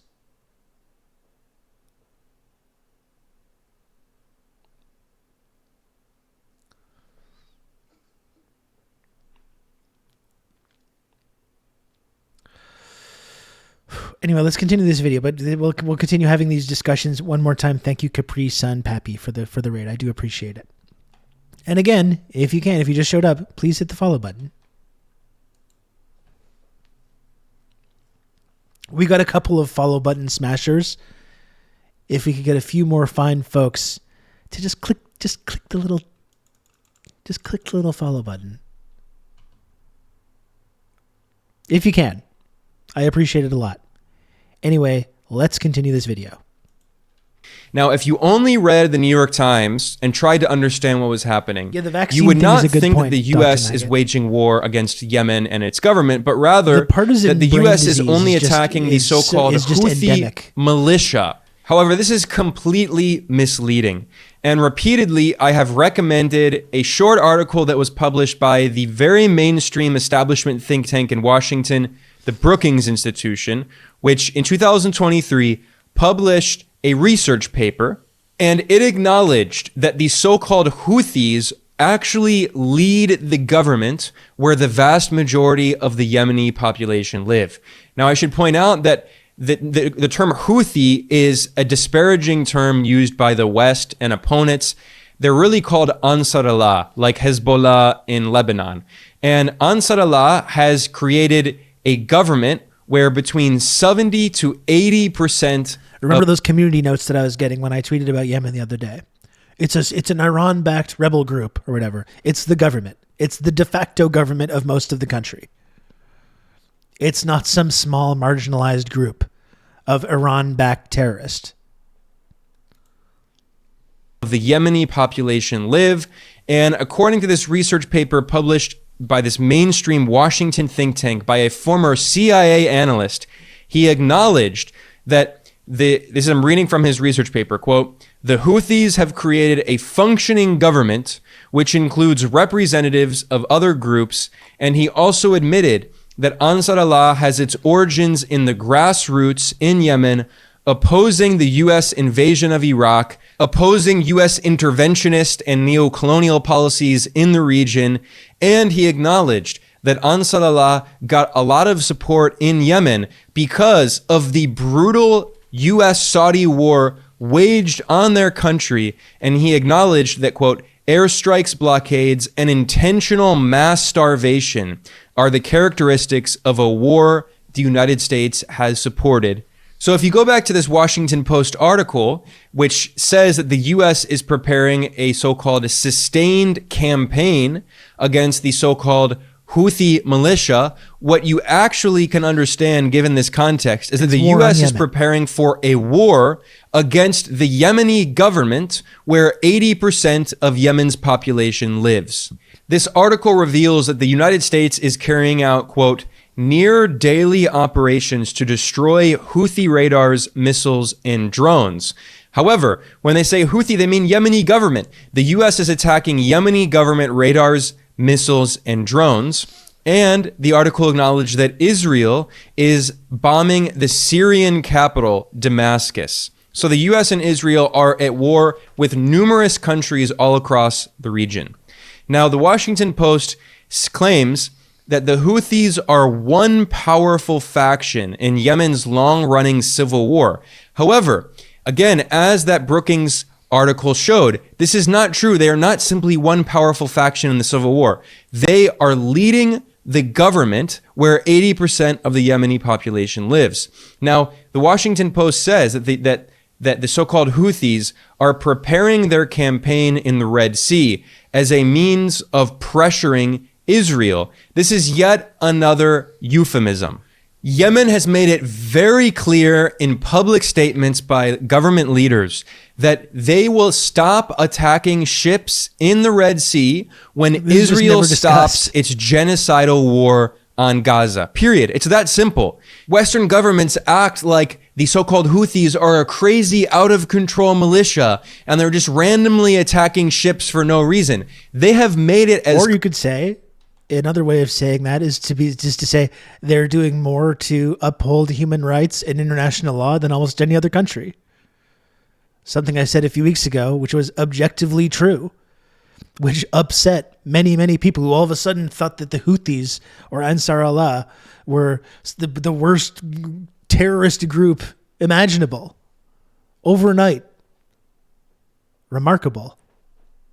With no one actually like taking a moment to consider the point of saying something like that. Objectively, with this blockade, objectively, regardless of what you think of Ansar Allah or anything that's going on inside Yemen. That's what this blockade is doing. It's doing more to protect international law than Canada, which is supporting the genocide, or the United States, or the UK, or Australia. We're all supporting the genocide. Yemen and Ansar Allah are objectively doing more to protect human rights and international law. And Germany, of course, yeah. Yeah, this is what I'm saying. Gumbo living. The Genocide Convention calls on every nation to do everything it can to stop a genocide. Yemen is the only country actually to follow the law, or South Africa, or Indonesia.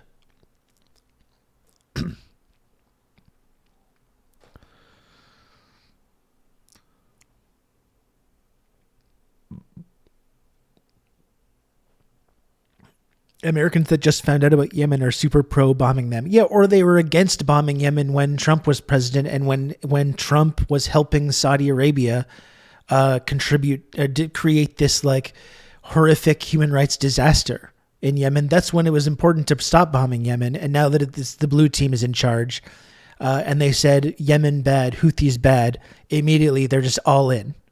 Bomb them. Give them all the freedom and democracy.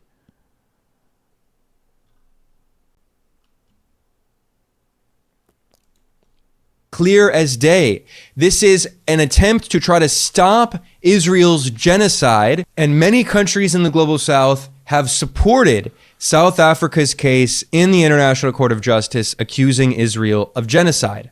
But the United States and a few European countries have continued supporting Israel in this brutal war as it has killed tens of thousands of civilians. The U.S. is sending billions of dollars worth of weapons, and now the U.S. is preparing a war on Yemen in order to continue supporting Israel's genocide in Gaza. It's that simple. Ironically, U.S. state media has indirectly admitted this. Voice of America, VOA, which is a U.S. government propaganda outlet, published an article in January titled, Houthis won't target... Okay, honestly, like, can you just clear something up? Matt, aka Unelectable Airwaves. I see Unelectable Airwaves and I see DJ Tom Hanks. I thought that this was the same person. Am I wrong about that? Am I just confused about this? Are you on two different accounts right now? What's going on here? Am I just really confused?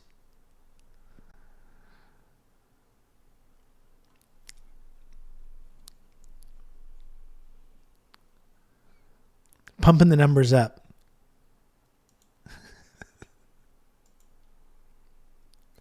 And I'll continue the video. Chinese Russian ships in Red Sea. And it quoted leaders of the Yemeni government, the de facto government led by Ansar Allah, who said that the shipping lanes in the Red Sea and around Yemen are safe to ships from China and Russia as long as vessels are not connected with Israel. Yemen is not attacking random ships for no reason. It is attacking ships that are headed toward Israel and providing supplies to Israel as it's engaged in genocide against the Palestinian people. If Israel stops its genocide, then Yemen will stop attacking the ships in the Red Sea that are headed toward Israel. No, and if more the and more. U.S. stops supporting No more- Israel no and sending it genocide, billions stop. of dollars of weapons, then Israel will stop waging this genocidal war, and then Yemen will stop attacking the ships in the Red Sea. So ultimately, it's the United States that is responsible for this crisis. Now, Yemen's attempt to blockade Israel is already having significant economic consequences because off of the coast of Yemen in the south, in the Gulf of Aden, connecting to the Red Sea, is one of the most important geostrategic choke points in the world, which is called the Bab al-Mandab Strait. And the U.S. government's Energy Information Administration, the EIA, published an article back in 2019 in which it referred to this as a strategic route and a choke point, and it noted that most exports of petroleum and natural gas from the Persian Gulf that transit through the Suez Canal, that is, they go through the Red Sea, they pass through both the Bab al-Mandab and also the Strait of Hormuz. The Strait of Hormuz is located in the Persian Gulf, and Iran, if it wanted, could shut off the Strait of Hormuz, which the U.S. government's Energy Information Administration referred to as the most important oil transit choke point. And they republished this article, the U.S. EIA republished this article in November with the ongoing war that Israel's waging on Gaza, which was a clear sign that they were warning that something like this could happen and it could have severe geopolitical and economic consequences. And the US EIA noted that the Strait of Hormuz is the world's most important oil choke point where large volumes of oil flow. And as of 2022, 21% of global petroleum liquids consumption relied on oil flowing through the Strait of Hormuz. Now, Yemen cannot shut down the Strait of Hormuz, although Iran can, but Yemen can shut down the Bab al-Mandab and prevent ships from going into the Red Sea and through Egypt's Suez Canal into the Mediterranean and to provide supplies to countries like Israel. And this is exactly what has happened.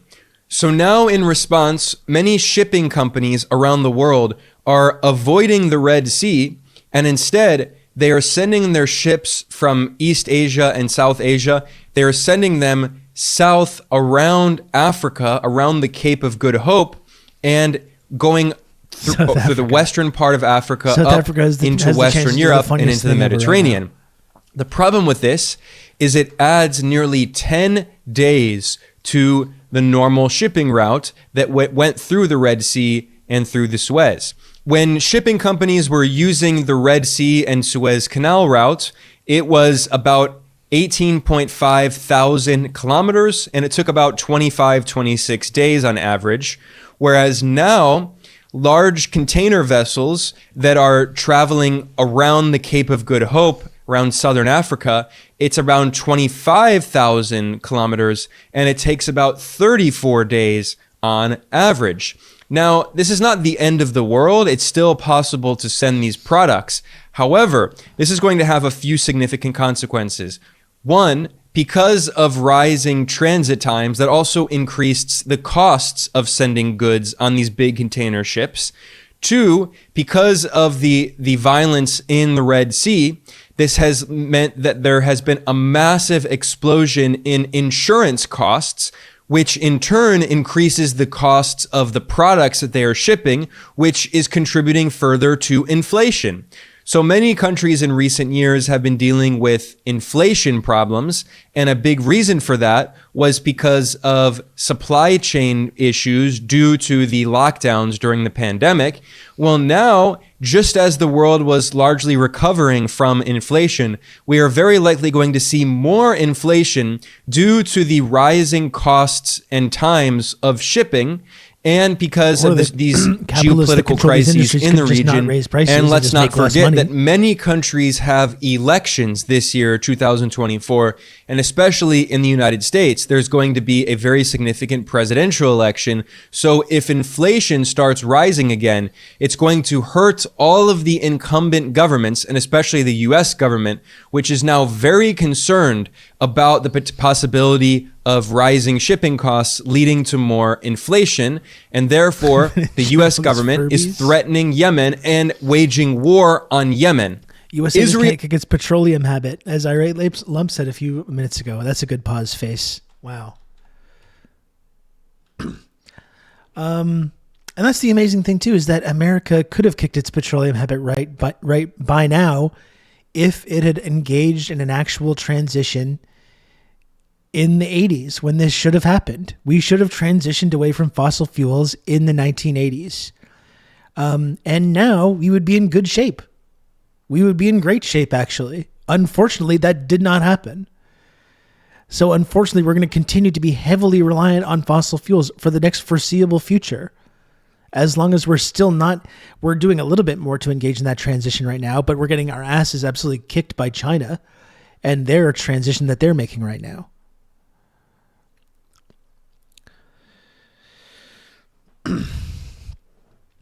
You know, this is why, like, yeah, it's amazing because of this is like the death cult of capitalism, the pursuit of these short-term profits, quarter by quarter profits, because it was so important for these energy companies and oil companies to make nonstop quarter by quarter profits. No, we can never stop that. Let's instead, when we learn that we're destroying the planet, let's bury all the evidence.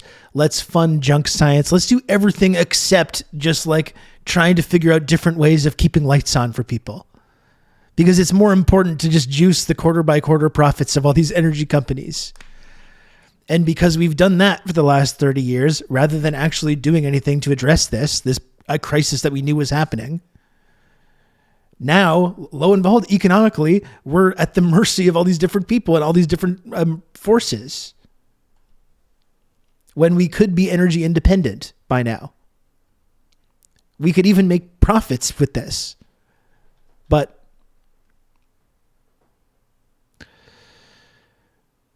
let's not transition and set off climate change, and we'll sell more fossil fuels than ever before. Brilliant. I mean, it's brilliant if you own stock in a oil company or oil conglomerate. It's less great though for 99.99% of everyone else that doesn't profit from that. Yeah. Lioness. I think a lot about that Castro quote where he talks about how capitalism doesn't look towards solutions in the future. It's so great that, yeah, especially the way Castro gets framed as being some thug or whatever, but he's like, it's such a great forward-thinking quote that's so pertinent to everything that we're living through right now. Talking about how inefficient and destructive capitalism is and its inability to confront these kinds of things. The US government is threatening Yemen and waging war on Yemen. Israel has three main ports. In the north, you have the Haifa port. In the center of Israel, you have the port of Ashdod. Both of those are on the Mediterranean. And in the south, Israel has the port of Eilat. Now, the port of Eilat is not as important as the two Mediterranean ports, but due to the Yemeni blockade of the Red Sea, basically all traffic going to the port of Eilat has shut down. And now Israel is entirely reliant on imports from the Mediterranean through the ports of Ashdod and Haifa. And if Yemen can shut off the ships that are going through the Red Sea and through Egypt's Suez Canal into the Mediterranean and over to Israel's port of Ashdod and Haifa port, then Yemen, it can try to block supplies to Israel to stop its genocidal war in Gaza, or at the very least, Yemen's blockade can significantly increase the costs of ships that are sending supplies to Israel, which could cause economic problems in Israel and prevent, at least in some ways, prevent the government from having as many resources to carry out this genocidal war against the Palestinian people. So Yemen is hitting Israel and also the United States by extension where it hurts most, which is in its economy. The U.S. has illegally imposed unilateral sanctions on many countries representing more than 1/4 of the world population. So Washington clearly has no problem using economic warfare, but now the United States is furious because Yemen is trying to use economic warfare as well to stop an ongoing genocide. So this brings me back to the article in the Washington Post revealing that the U.S. is preparing an extended war on Yemen. Now, this report is basically just a U.S. government press release. The entire article is based on quotes from anonymous U.S. government officials, but it reveals that the U.S. strategy is to erode Yemen's high-level military capability enough to curtail its ability to target shipping in the Red Sea and the Gulf of Aden. However, there's a big problem. Biden, the U.S. president, was asked in a press conference if the previous U.S. attacks on Yemen had stopped, and the U.S. president said, quote, "Are they stopping the Houthis? No. Will they continue? Yes." So it's an acknowledgement that thus far, the U.S. attacks have not worked, so the U.S. is going to respond with more and more bombing. This might as well be the official slogan of the U.S. government. Have these wars stopped this conflict? No. Will they continue? Yes, because all the U.S. can do is wage war.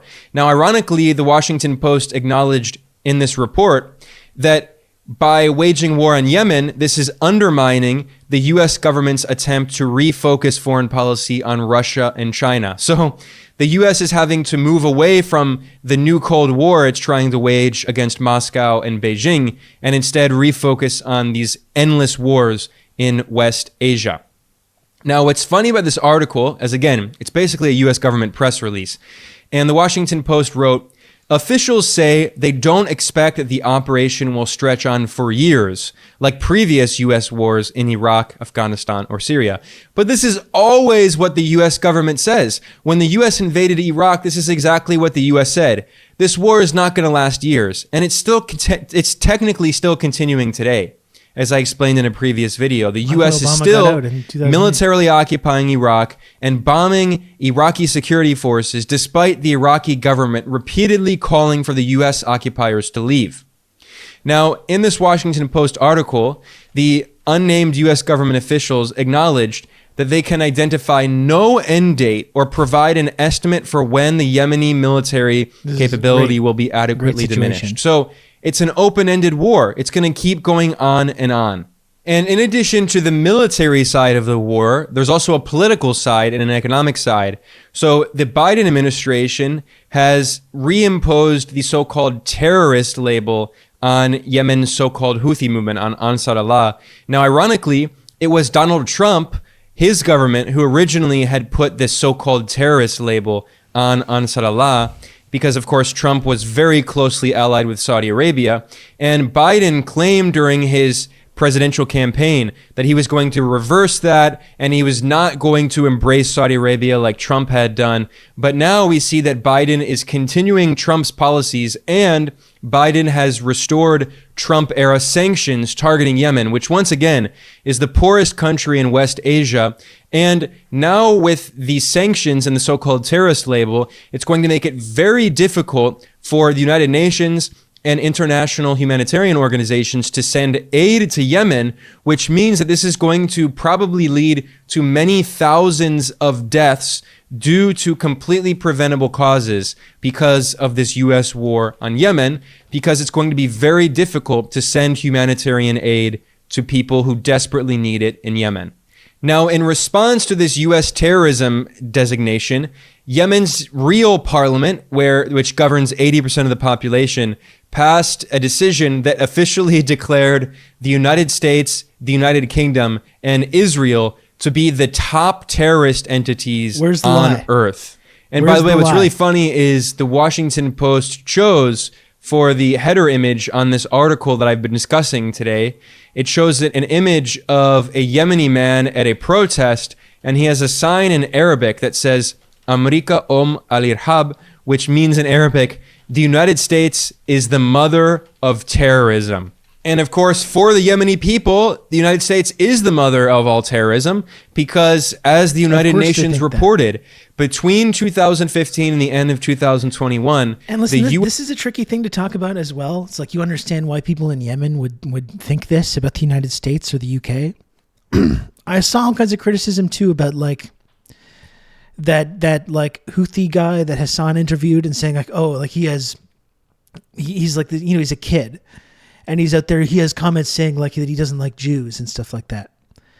Which is like, I understand the connotations of that and the ugly historical connotations of that, but this is not some fucking Nazi in Germany scapegoating a group of marginalized people and putting them in camps. Like, it's like when all you know of a certain people, and Israel is out there saying every single day, what we do on behalf of Jewish people. Israel's out there every day making that connection. And I would the first to say, no, there's not a connection. No, Jewish people are not responsible for the actions of Israel. They are not. Unequivocally, no, they are not. As we've talked about, many of the most fervent anti-Zionists, we see them at every single one of these pro-Palestine rallies, are Jewish. Just so that's clear. But I'm thinking about someone that grows up in this environment where the only engagement you have with the people is through this government that is just bombing you and bombing the people in your culture. And the only thing you know about these people is that they're this violent, brutal apartheid government that bombs and kills people. It's not really, and I hope people understand the nuance of the point I'm making here. I really hope people are not offended by anything I'm saying right now, right? It's not hard to understand why someone that grows up in that environment would have views like that. And it certainly shouldn't be held up as an excuse or an excuse or justification for why the United States should bomb these people and continue this war that's expanding in the way that Ben's talking about. Yeah, and I believe that as well, Dude Control. It endangers people more than it protects them. It endangers Jewish people more than it protects them.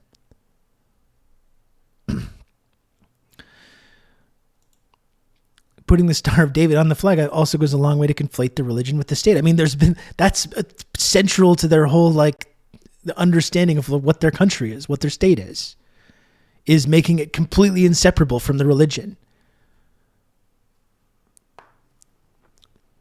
And it's really not hard to understand why people that grow up in that environment, and I'm not making excuses for anti-Jewish racists in our own society. I'm not. It's not hard to understand why someone that grows up in that context, in a place like Yemen, one of the poorest places in the world, that's been getting bombed and has been turned into this humanitarian disaster over the last couple of decades, and especially over the last couple of years. And your only exposure to a people or a culture is through the violent, brutal apartheid ethno-state that routinely bombs people and is in the process of committing genocide. Yeah, and justifying the state's violence with biblical references, talking about Amalek and all this shit. We shouldn't really be surprised that people then that grow up in this region end up having these kinds of views. U.S.-Saudi war killed 377,000 Yemenis. However, at the bottom of this Washington Post article, there was a very important paragraph that I want to read from because it highlights a very crucial factor that is not being discussed enough. And that is that, according to the Washington Post, quote, America's most powerful Gulf partners have withheld their backing for the American operation. The Prime Minister of Qatar, a key U.S. ally in the Gulf, has warned that Western strikes would not halt the violence and could fuel regional instability. And the leader of Qatar said, quote, we need to address the central issue, which is Gaza, in order to get everything else diffused. This is so important because he's acknowledging that if Israel stops its genocide, then Yemen will stop attacking ships headed toward Israel in the Red Sea, and the entire conflict will end and there will be peace. But of course, the U.S. doesn't want peace. The U.S. is sponsoring Israel as it's carrying out this genocidal war. So it's ultimately the United States that is responsible for this entire conflict. And now Washington is escalating it further. People are starting to say that saying Israel is a settler colonialist project or that Zionism is an ethno-religious supremacist nationalist settler movement is anti-Semitic conspiracy theory now. Yeah, that's where we are with that. And this is a real problem now. And you have in the West actual anti-Semites, actual anti-Jewish racists using this now to promote like Holocaust denialism and like legitimate anti-Semitic conspiracy theories under the guise of Palestinian activism. Like we're seeing with that like Stop Anti-Semitism Twitter account or the Stop Zionist Hate or like some of these like pro-Palestine right-wing people that we're seeing smuggling in Holocaust denial and genuinely destructive and horrifying anti-Jewish racist conspiracy theories, smuggling it in under the guise of this Palestinian activism.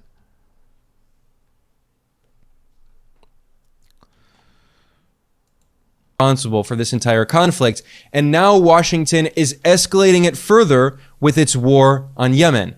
Now, for me, as someone who reports on geopolitics, I think this is one of the most interesting details in this story. How Saudi Arabia, one of the longtime historic U.S. allies, is now urging caution and does not want the war on Yemen to expand. Why is that? Well, I think it's very easy. I would really recommend listening to this interview that we did with Eric Sperling the other day. Honestly, it was really cool. And he talked a lot about this. He talked a lot about how Saudi Arabia is actually like urging restraint on this and why that is. I really recommend people listen to this. It was a really good talk.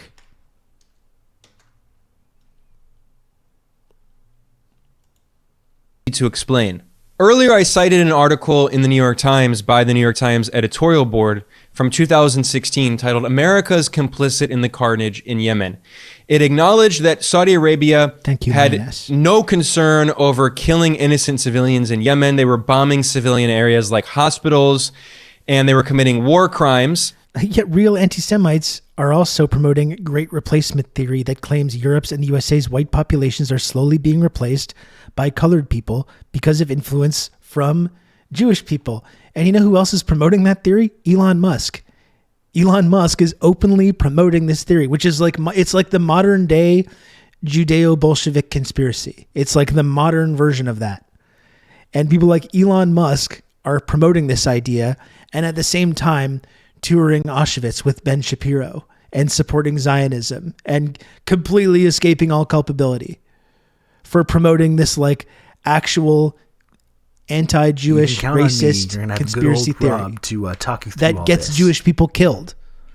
Like in the Tree of Life synagogue shooting, that was perpetrated by someone who took this exact viewpoint, that Jewish people were somehow part of some conspiracy to bring in refugees and immigrants into predominantly white nations to destroy the white race. These are things that actually are getting Jewish people killed in real life. And Elon Musk simultaneously supports this idea and just says like, here, I'll go to Auschwitz. I'll support Israel. I'll support Zionism. And it's pro-Palestinian activists that get accused of being anti-Semites or random Yemeni guys that are part of a blockade. Diego, thank you for another gifted sub. I appreciate it. And the article acknowledged that the Obama administration had sold Saudi Arabia $110 billion worth of weapons, and the U.S. government was supplying Saudi Arabia with indispensable assistance like intelligence, in-flight refueling of aircraft, and helping to identify targets. It quoted a U.S. Senator, Chris Murphy, who said, quote, "There is an American imprint on every civilian life lost in Yemen." That is nearly 400,000 civilian lives lost. And the New York Times admitted that Saudi Arabia's so-called coalition would be grounded if Washington withheld its support. So this was always fundamentally a U.S. war. It was Saudi Arabia technically bombing Yemen, but it was with U.S. weapons, U.S. missiles, U.S. planes, U.S. intelligence, U.S. targeting assistance, and U.S. political support. However, things changed in 2022 because Yemen, Ansar Allah's government that it leads in Yemen, developed a sufficient deterrence to stop the Saudi attacks because Yemen developed the capabilities to attack Saudi oil facilities. This was in 2022, and it was a serious game changer because previously, from 2015 until 2022, Saudi Arabia, with U.S. support, was constantly bombing Yemen repeatedly, and there were basically no significant attacks on Saudi infrastructure. But Yemen found a way to hit Saudi Arabia where it really hurt, which is in the oil sector. And of course, the Saudi economy is entirely reliant on oil exports. And starting in 2022, that led to a ceasefire in Yemen, and there has been a de facto ceasefire in Yemen from 2022 until Israel's genocidal war on Gaza led Yemen to launch this blockade on Israel in solidarity with the Palestinian people. This is one of the most important reasons why Saudi Arabia is not getting involved in this U.S. war on Yemen, in this phase of the war, and it also explains why Saudi Arabia has refused to join the so-called coalition that the U.S. is building with a bunch of European countries, not countries actually in the region. The only country in the region that joined the anti-Yemen coalition built by the U.S. is Bahrain, which is not a significant power in the region. Now, Foreign Policy magazine is normally just a mouthpiece for the U.S. government, but they did publish a very interesting article that explains this. It's titled, "Why Saudi Arabia is Staying on the Sidelines in the Red Sea Conflict."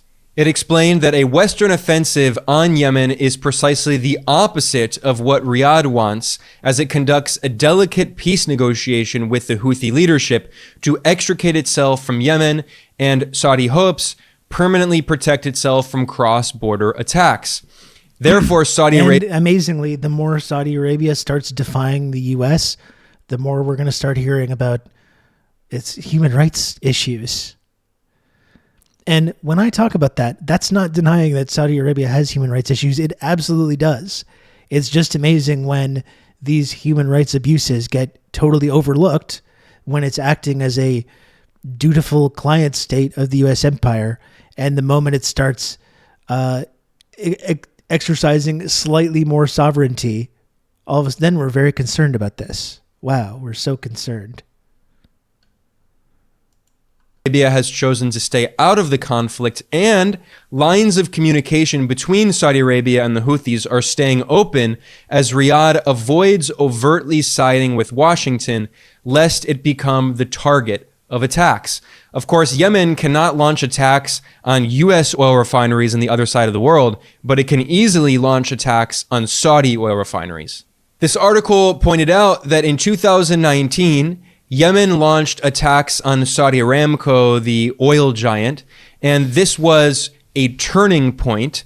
Yemen targeted 2 major Saudi oil installations and forced the kingdom to temporarily shut down half of its oil production.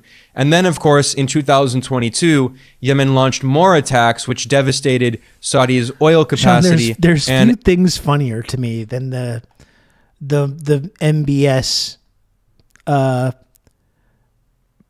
advertising, like propaganda push that happened, that they all had to immediately abort. We're doing this whole big campaign, and it's changing. It's changing. We got this new progressive, forward-thinking leader in Saudi Arabia now. And then it's just like, we got to cancel this. We got to cancel this whole campaign. It was on all the magazine covers. He was hanging out with The Rock. There's the Hillary Clinton ladies start your engines thing. They're even letting some women drive now. Look at all these progressive reforms.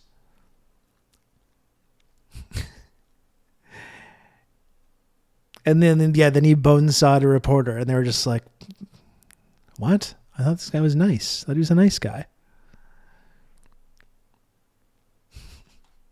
Amazing.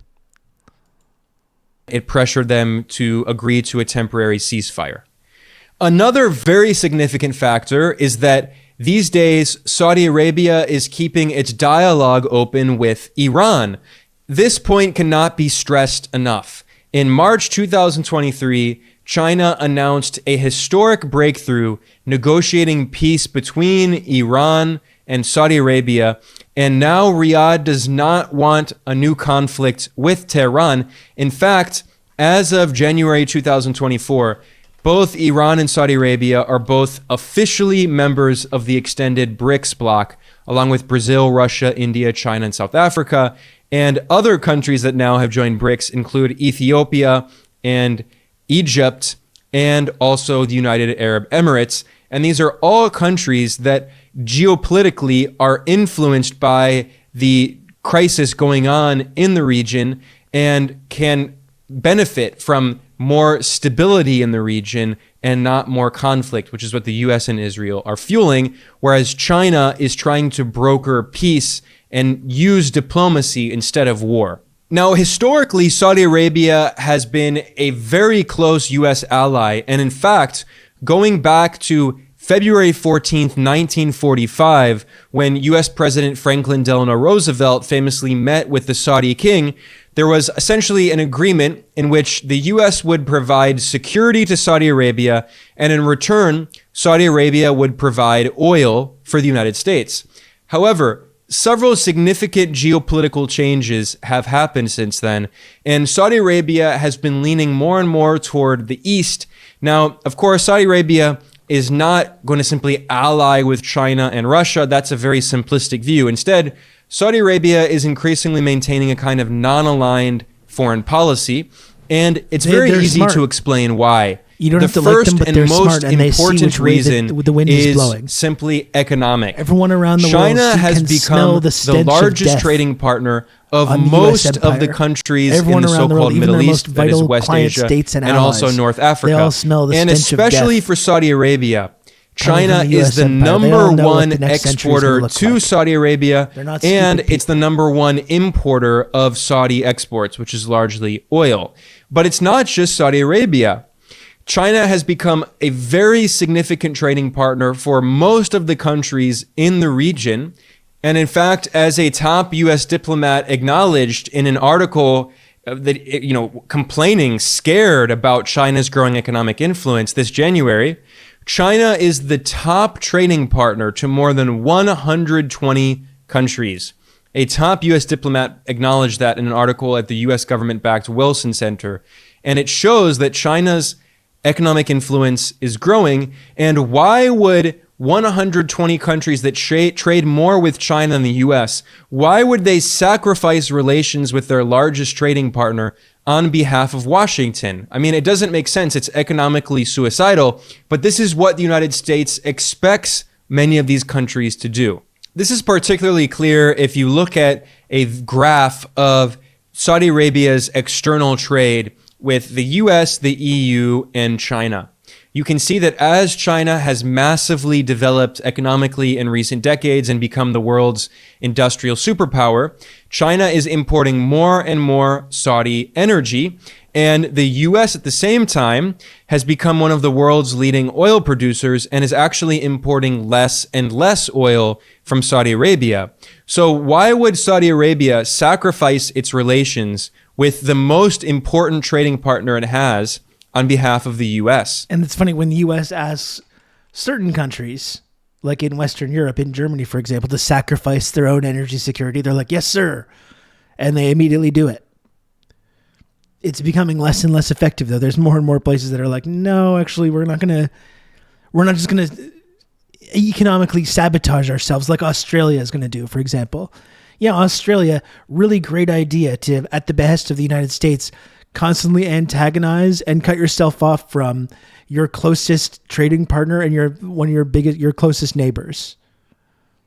And Australia's like, good eye, mate, and they immediately do it. You know? That's all I can say in an Australian accent.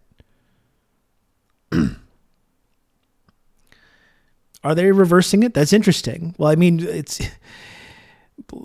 turns out like destroying your own economy because the United States told you to is maybe not the best move. And also sacrificing your security as well.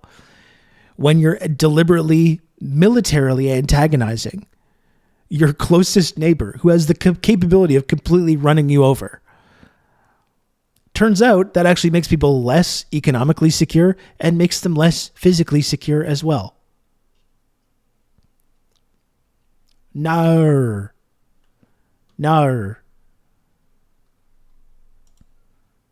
That's not a knife. Now we're just doing Australian accent stuff. Australia just destroyed America's plan for China. From Sean Fu. I mean, we can look at this. We can look at this because this seems really interesting, but I'm going to continue this Ben Norton video first. But this is very fascinating to me.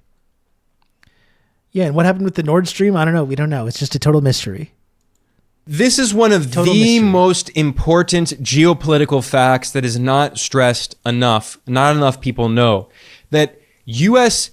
imports of oil peaked in 2005. The U.S. has become one of the world's top 3 producers of oil, consistently vying for the first place with Saudi Arabia and Russia.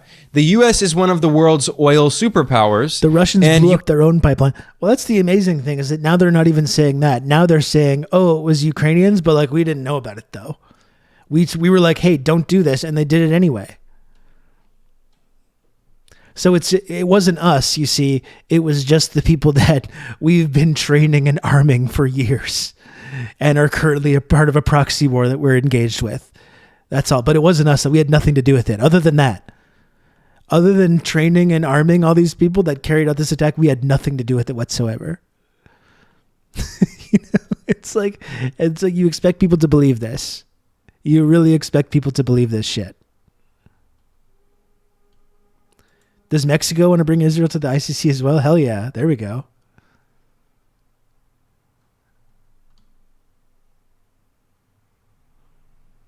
Also, why is Canada even setting that ridiculous 2030 thing just so we know we're not going to meet just to rile up conservatives? Well, it's not even to rile up conservatives. It's to like appease their own base who thinks that the liberals are doing anything about climate change or whatever.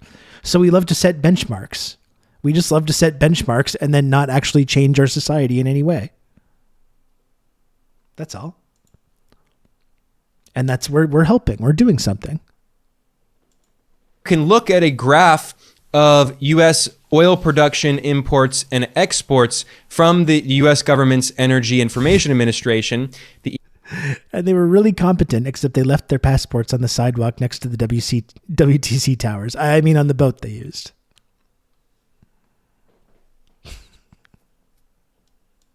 EIA, and you can see that U.S. exports skyrocketed in the 2000s, and this, of course, came at a time when U.S. oil production skyrocketed in the 2000s.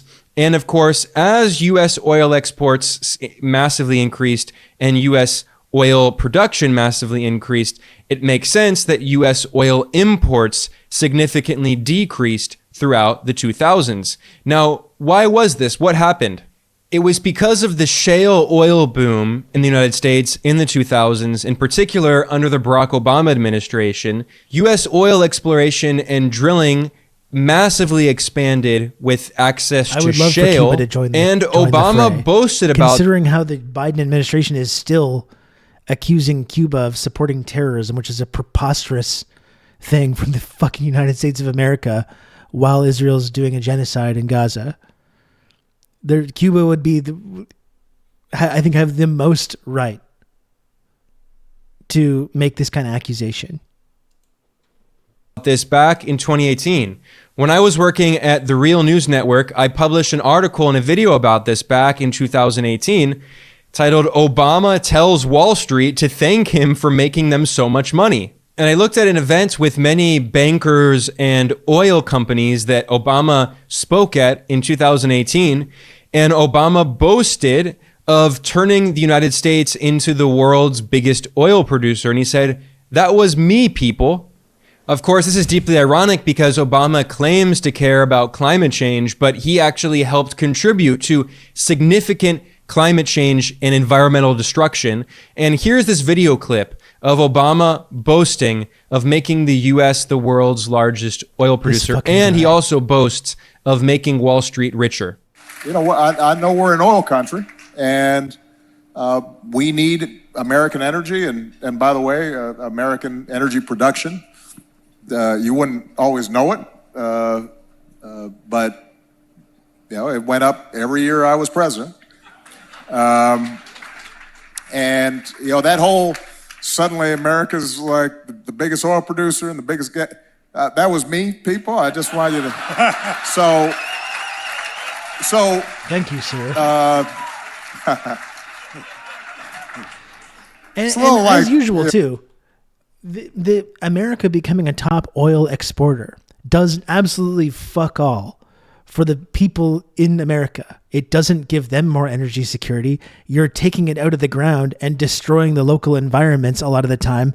And it's being exported elsewhere. And the profits are not going towards the people that live in the United States. It's going into the bank accounts of oil conglomerates, American oil conglomerates. So America becoming like a top oil producer, even if you want to brag about this on some level, doesn't actually impact the lives of people in the United States. It doesn't make their energy cheaper. It doesn't give them more energy security. They don't get any of the profit from the oil that's being taken out of the ground. They get fuck all. They just get more and more higher prices at the gas pump and less ability to transition into a future where we don't have to rely on fossil fuels because we're not fucking doing it. A big part of Central California is just dead oil fields, and it's all like uninhabitable. Yeah, and it's like you can say the same thing about Alberta and Canada. Like there's this documentary coming out that I wanted to talk to the director of it on this stream about the absolute devastation that the oil industry has had in Alberta. There's these massive things of like tailings and these ponds of toxic chemicals and shit. Just destroyed. And again, it's one thing if you want to have, like, if you want to export these kinds of resources. It's one thing when you want to export these resources. The people that live in the country are not actually benefiting from this process, though. You know, sometimes you go to Wall Street and folks will be grumbling about anti-business. And I said, have you checked where your stocks were when I came in office, where they are now? What are you talking? What are you complaining about? Just say thank you, please. So the U.S. has become one of the world's leading oil producers. It's now exporting oil. It's no longer importing as much as it needed in the past, which means that Saudi Arabia is no longer as important for the U.S. economically, although Saudi Arabia is still important in terms of oil prices in the global market because Saudi Arabia is the de facto leader of OPEC, the Organization of Petroleum Exporting Countries. And if Saudi Arabia significantly increases its oil production, it can crash global oil prices, and vice versa. If it significantly cuts production, it can increase oil prices. And this leads to another reason why U.S.-Saudi relations have deteriorated in recent years, and that's because Russia has become a de facto member of OPEC, which is now the extended OPEC Plus. And Russia and Saudi Arabia, which historically had been longtime rivals, especially during the Soviet Union, in which the Soviet Union for a long time had no diplomatic relations formally with Saudi Arabia and treated Saudi Arabia as a U.S. colony, essentially. But things have shifted quite drastically, and now Saudi Arabia and Russia, in some cases, have coordinated in oil output in order to maintain high oil prices in global markets, which has also contributed to inflation. And then there are other political factors, like, for instance, the Obama administration negotiated the Iran nuclear deal, and that angered Saudi Arabia at the time. And then, of course, Donald Trump came in and he unilaterally tore up the Iran nuclear deal, the JCPOA, in violation of international law. So U.S. policy is all over the place. It's a complete disaster. But the point is, that these political conflicts, along with, for instance, the killing of Jamal Khashoggi, who was a longtime CIA asset, which also angered the United States, all of these political and economic factors have come together, and they mean that Saudi Arabia has become more non-aligned. Again, it's not going to simply just join Russia and China. It's still very heavily dependent in terms of its security on the United States. Saudi Arabia still hosts numerous U.S. military bases, and the United Arab Emirates also is still allied with the U.S. and relies heavily on the U.S. military and collaborates with the U.S. military. So these countries are playing both sides in the increasing geopolitical conflict. But it explains why Saudi Arabia is neutral in this war that the U.S. is waging on Yemen. That is to say, this new phase of the war that the U.S. is waging on Yemen. And this is so deeply ironic because during his presidential campaign in 2020, Biden claimed that he was going to end the war in Yemen. Now, people have a very short attention span these days and a lot of political amnesia. They forget what happened just a few years ago. But I have been reporting on the war in Yemen constantly for many years. And during his presidential campaign, repeatedly, Biden claimed that he was going to end the war in Yemen. But when he actually came into office in January... As an American, glad we keep drilling more, and my energy bill's still gone up 40% over the last 3 years. Yeah, that's the genius of this economic system, right? We drill more. The CEOs and shareholders of these oil companies do great. Energy becomes more and not less expensive for all of us, regular people. And we continue to destroy the climate without transitioning away from this system, which is going to throw the future of human life on this planet into jeopardy. What a great deal. What a great system that is. Wow. No, we can never do better than this, though. No, we can never, ever do better than this. At least I get to imagine, what if I get to become a CEO? Then one day I'll benefit from this. Jesus Christ. Of 2021, Biden continued this bipartisan war that started under Obama. It was drastically expanded under Trump, who was very pro-Saudi. Trump, he sword danced with Saudi Arabia, and Trump drastically expanded the war on Yemen. The claim that Trump was an anti-war president is completely absurd. Trump was very responsible, guilty for killing many thousands of Yemeni civilians with this drastic expansion of the war. But then Biden comes in and he does the exact same thing. He continues this war that he claimed that he was going to end. And now here we are in 2024, and Biden is starting a whole new phase of the war on Yemen. And meanwhile, as I have documented in my reporting for years, the United Nations has repeatedly said that Yemen is facing the orb. That's right. He bowed down and touched the orb. Facing the world's largest humanitarian crisis. By the way, this was back in 2016 and 2017. Now today, Israel has created the new largest humanitarian crisis in Gaza.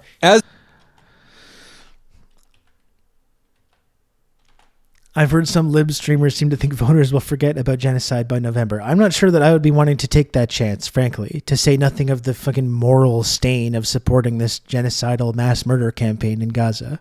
I would not be willing to take that bet. I would be saying, I think the U.S. government should try and stop the genocide. I think people would like that.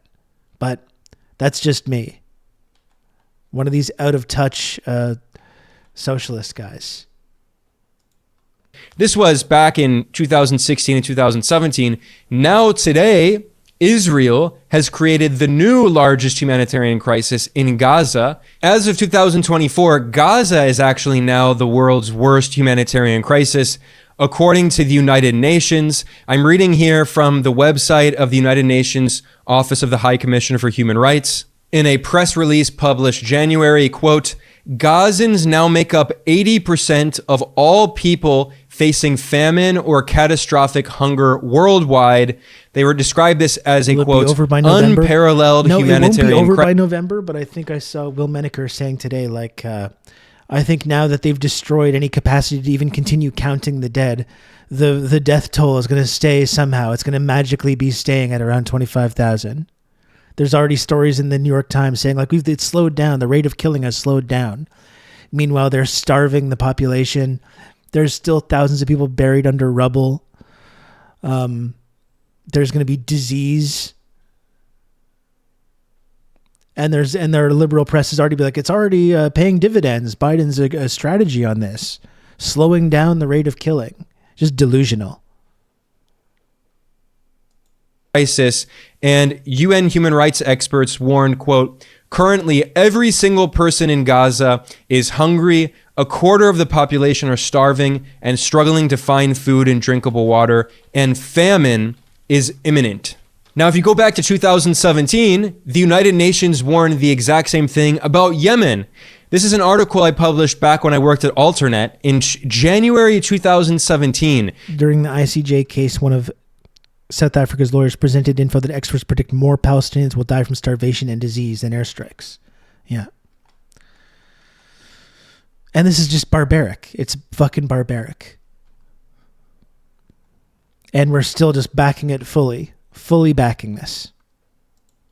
This was 7 years ago, and the article I published was titled, US-backed Saudi war in Yemen fuels largest food security emergency in the world. That was according to the United Nations and even US government-backed famine monitors. Yeah, I agree. So the United States is the world's leader in creating humanitarian crises. And terrorism. The US created the worst humanitarian catastrophe on earth in Yemen back several years ago, and now the United States is sponsoring Israel as it creates the world's worst humanitarian catastrophe on earth in Gaza, as it carries out genocide, and Israel has broken records, killing the largest number of UN workers. Israel has killed the largest number of journalists. Israel has killed the largest number of children in a modern war in just 100 days, in such a short period of time. 25. But remember, despite this, your politics can't just be US bad. Oh man, this guy's whole ideology is just America bad. Wow, it's so boring. One of these boring tankies.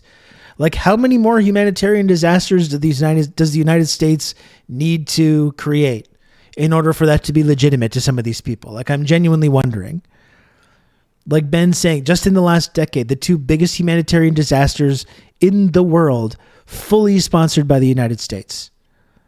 How many do we need? The three largest humanitarian disasters? Or what's the number? 4 or 5? What's the number before that becomes a totally legitimate viewpoint to these fucking scolds, the Voshes of the world, the Destinies of the world? Oh, you can't just say America bad. You can. You absolutely can. But what about China? Nothing that anybody is doing around the world even comes fucking close. And again, it's not even just creating humanitarian disasters, funding extremist groups, creating conflicts, sanctioning sovereign countries.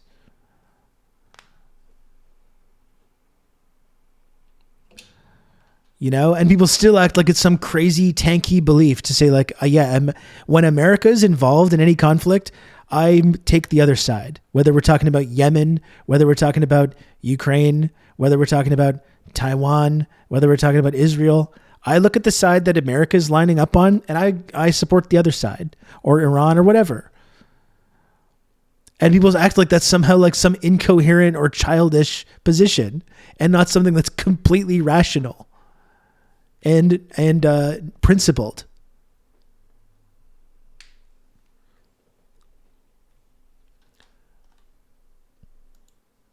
$5,000 Gazans have been killed in 100 days, in a very conservative estimate, the vast majority civilians. And the U.S. is now, in response to that, the U.S. is starting a new phase of this war in Yemen in order to support Israel's genocide against the Palestinian people. I mean, this has been obvious for so long, but Gaza has made it clear. I should just point out that back in 2016, when I was working at Salon, the media outlet, I published an article this is again 8 years ago, titled "Famine Looms in Yemen as U.S.-backed Saudi Bombing Intentionally Targets Food Production." And I looked at the evidence and I interviewed experts showing that Saudi Arabia, with U.S. support, was intentionally destroying agricultural sites and food storage facilities in Yemen, food processing facilities as well, in order to starve as many Yemenis as possible, to kill as many Yemenis as possible. The United States was sponsoring that genocidal war. This was several years ago. And now the United States is doing exactly the same in Gaza, sponsoring Israel's genocidal war in Palestine. So when Yemen's government officially declares the United States and Israel to be terrorist entities, this is exactly what the United States has been doing, to do so. is sponsoring genocide. And according to the United Nations, hundreds of thousands of Yemenis have died due to this ongoing U.S. war. In the description below, I will link to some of my reports, and you can fact check me, and you can find all of the sources from mainstream outlets and from the United Nations itself. You can fact check me and see that everything that I'm saying is firmly backed by evidence. Look at the dissolve. Chickens coming home to roost is the coldest, unbannable thing you can say about the consequences of the USA's involvement in foreign affairs. And as we talk about every time this comes up, as Malcolm X said, when chickens come home to roost, it never made me sad. It always made me glad. That's really stuck with me, that one. On that note, I'm going to end here. I'm Ben Norton. This is Geopolitical Economy Report. I want to thank you for joining me for this very complicated topic. I wanted to try to adequately explain it. That was really great stuff from Ben. I'm going to link the video in the chat one more time. Please support the work that Ben does. Geopolitical Economy Report has been a really valuable resource. I really appreciate the journalism and the analysis that Benjamin Norton engages in. And I was happy and proud to have him as a guest on this very program that you are watching right now.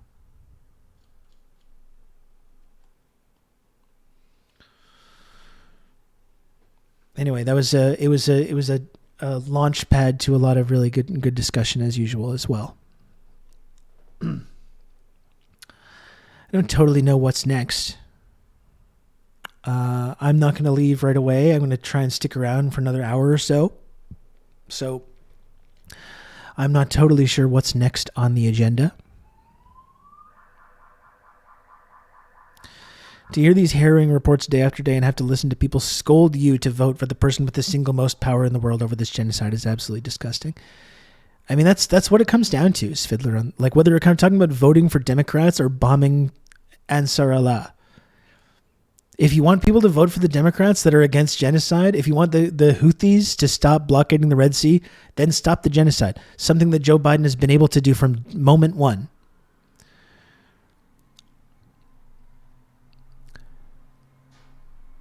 U.S. and UK bombing Yemen again right now. There we go. But that's something that could have happened in moment one. We've seen reports of fucking Ronald Reagan in the 80s getting tough with Israel and getting them to stop engaging in a widespread acknowledgement of like horrible crimes. Ronald Reagan. And Joe Biden has given them everything that they want. And people are saying, I don't want to vote for the Democrats because of this. Why is the Red Sea being blockaded? And they can't just do the thing that they could have done right away, which is stop the genocide from happening.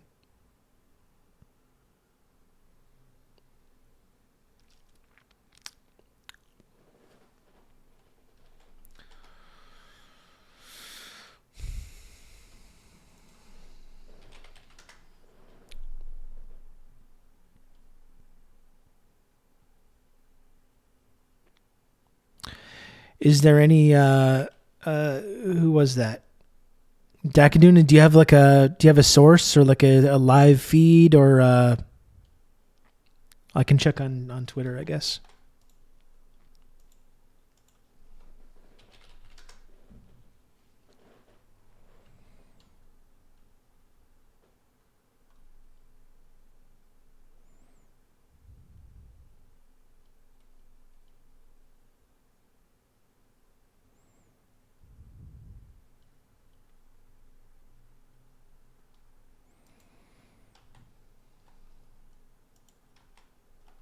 Source for this claim.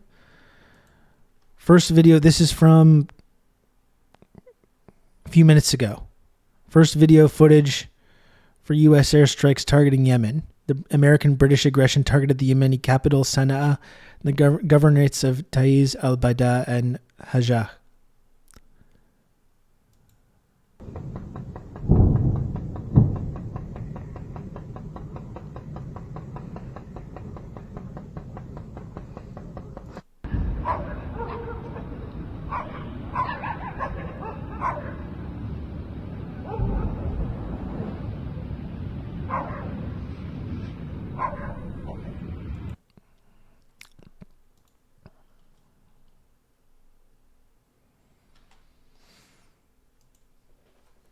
And like we've been pointing out as well, it's like we're all just like waiting to see how much worse this can possibly get.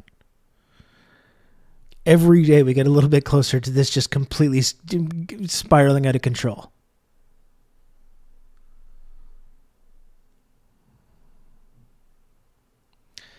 The Democrats are planning on running on abortion. Not that they can do anything to re-legalize it, just that the GOP is worse. I mean, fuck. Like, let's look. I mentioned this clip earlier. Let's take a look at this, because I thought this was really an amazing clip.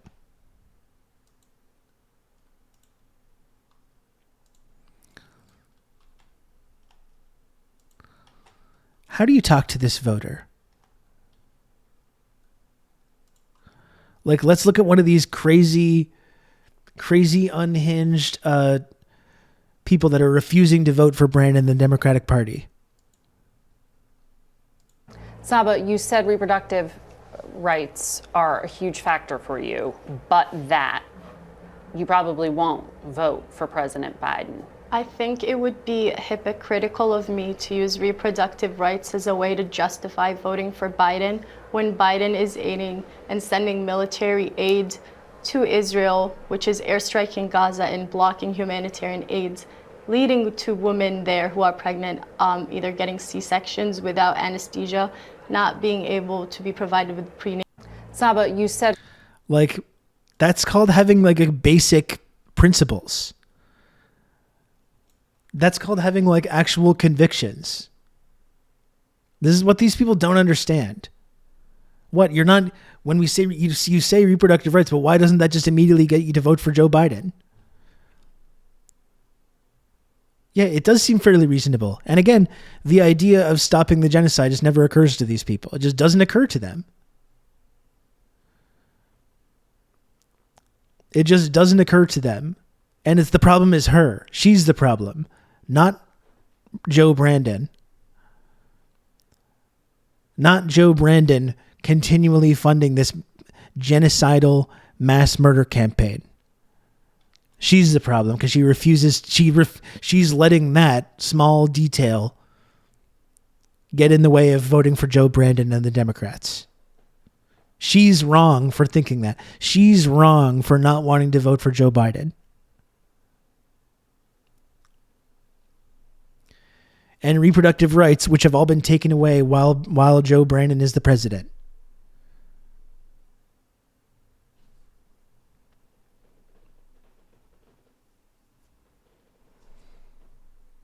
So it's like, what possible reason? Yeah, reproductive rights, which you've lost while Biden is president. Or like reproductive rights, which are being threatened in places like Gaza because of the genocide that Brandon is funding and supporting.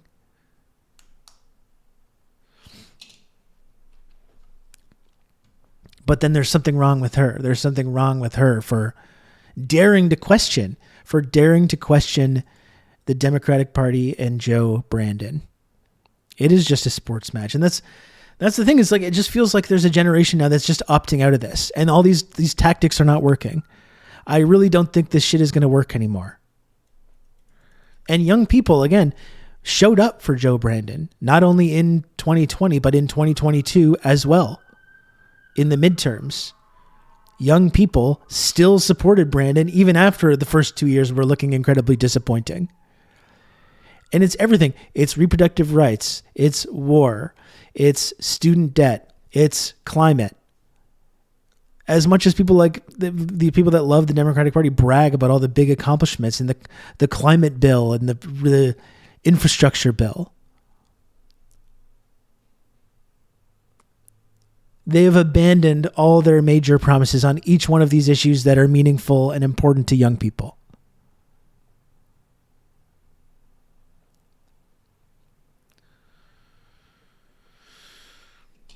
Yeah, because Biden refused to pack the court and Dems in Congress refused to make actual laws to protect reproductive rights. That's the whole thing with the Supreme Court in the U.S. It's just like, there's nothing we can do. There's nothing we can ever do about it. All you can do is vote for Democrats. And even then, apparently, it doesn't even make any fucking difference. How many Supreme Court justices over the last 30 years have been appointed by Republicans versus Democrats, despite Democrats having the presidency for over half of that time?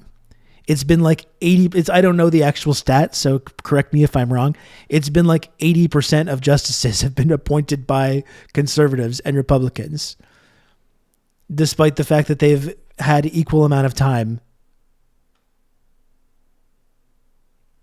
in the having the presidency.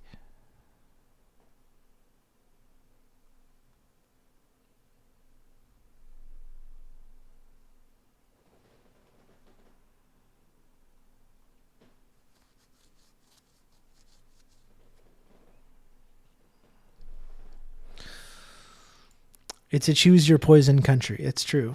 It's true, Lulu likes.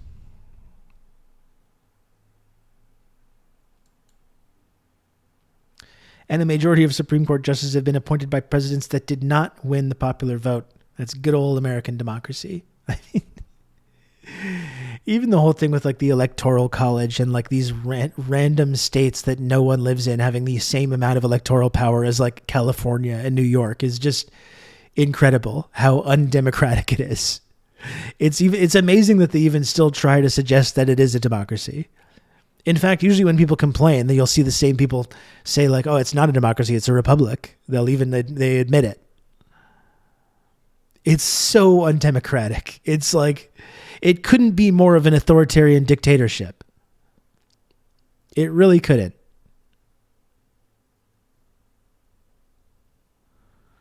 There's an Obama clip from his first 100 days literally saying Roe wasn't a priority.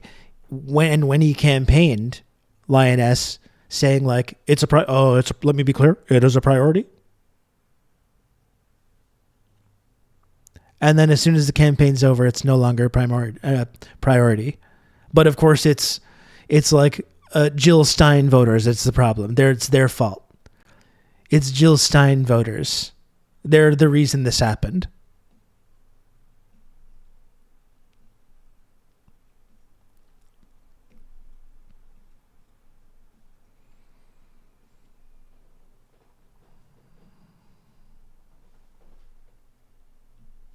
You can't even do the insanely flawed first past the post system correctly.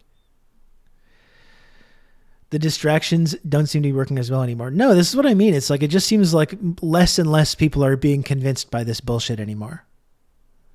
Like, it's been a mask off moment. Not only has the mask slipped in this moment, this Gaza genocide moment among for liberals, but the entire the bullshit that America tells itself about its values or whatever. It's not just been about liberals or the Democrats or whatever. But the entire charade, the entire fucking charade now, people are wising up to it. Don't forget the Ralph Nader heads too. Ralph Nader has done more for people. Is it more of an American hero than pretty much any other president? That he gets blamed for everything bad that happens in the United States is Ralph Nader's fault. And of course, Susan Sarandon as well. Yes.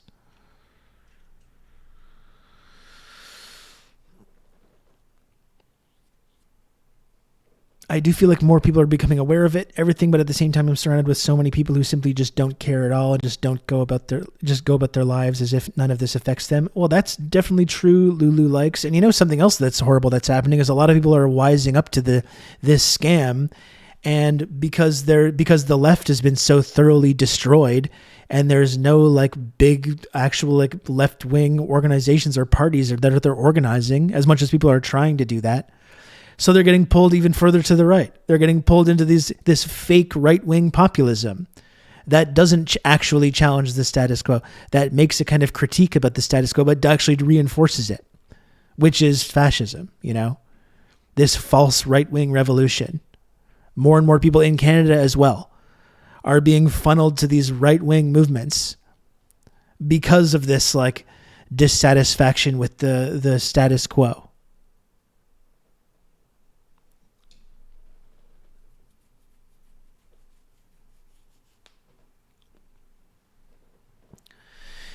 I don't want to overinflate my own importance here. I really don't. It's part of the reason though that I wanted to start doing these like live events, right? It's fun. It's a fun event. We can talk about the media and our podcasts and the kind of stuff, but it's a way of getting people together that have a specific critique about the way our world works, the way our country is set up and our values. And it's about bringing these people together into a room or a space at the same time, or a community with one another.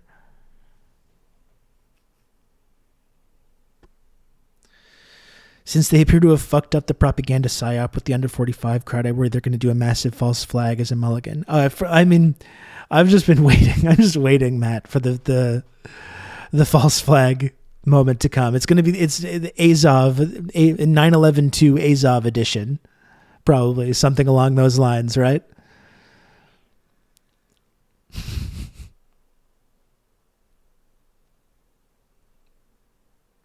It is going to suck. But you know what? One thing, though, is that I think there's going to be way more people that are not going to buy it. Like we remember, us old guys, Matt, we remember what it was like after 9/11 and the way so many people were instantly kind of brought into that. I think there's going to be a lot of people that it's going to have diminishing returns if they try some bullshit like that again. Although, maybe that's optimistic because we've seen with Ukraine, especially, how willing people are to immediately swallow the official narrative and immediately like support the U.S. security state, and Syria as well, and Israel. So maybe it's optimistic, but I do think more and more people are going to be rejecting this.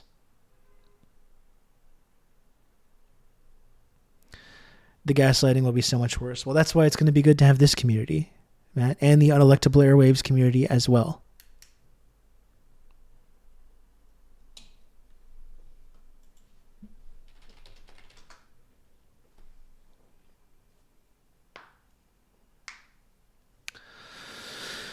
Um, 3 hours and 17 minutes into the show, folks. I am going to stick around a bit longer. But if you can, please subscribe to this channel. If you're a new viewer, if you're just joining the channel for the first time today, or if you're a TRRS veteran, please support the show and help me make the little number go up. The little number must go up every day, folks, as you know. I don't like it any more than you do, but it just does.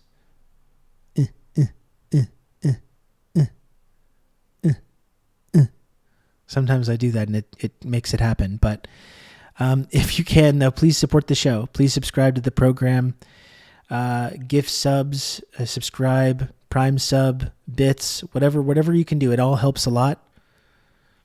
Only 4 generous 5 sub gifters right now could immediately get to the goal. Only 4 incredibly beautiful and generous. You can count on 5 me. sub You're gonna have gifters. good old Rob to talk you through all this. Lulu Likes, thank you very much for 3 gifted subs. That's very kind of you. Thank you for that. I'm glad you joined the stream today. Very cool. I really appreciate that. You've just become an elite member of the Friendship Triangle. Kijiji Genie.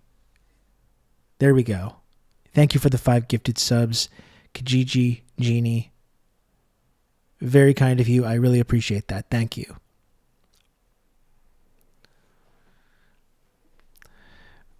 We're 11 We simply subs use the away. computer to mark up the size of the account.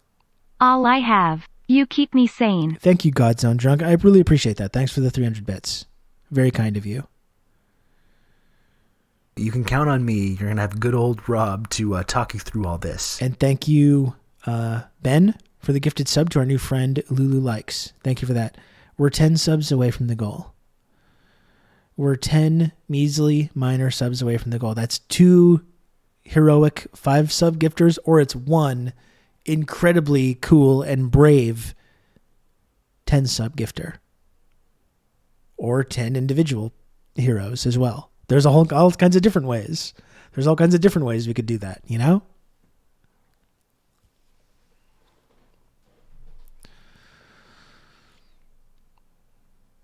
And then we would be at the goal. I'll just remind people as well, if you're watching for the first time, if you're a lurker, if you got dropped off here on a raid like Lulu likes, or if you're here because of the algorithm or whatever, please follow the channel as well.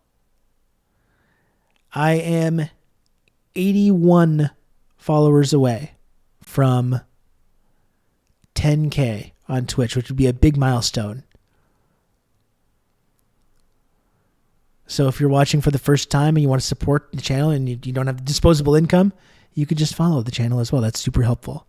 Or 5 people who give 2 subs each. There's a number of different ways we could do this. There's a number of different ways. You know, I'm not picky. I'm not picky about this. You can count on me. You're going to have good old Rob to talk you through all this. Highway, there we go. Thank you for 12 months of Prime. Highway 70. Thank you for the Prime sub. Very much appreciated. And now you have a brand new year 12-month sub badge. Rob, I donated money and didn't see the alert. Did I just miss it? I don't think so. Was that through the tip function, Dr. Maggot? I feel like sometimes that's kind of dicey about playing the alerts.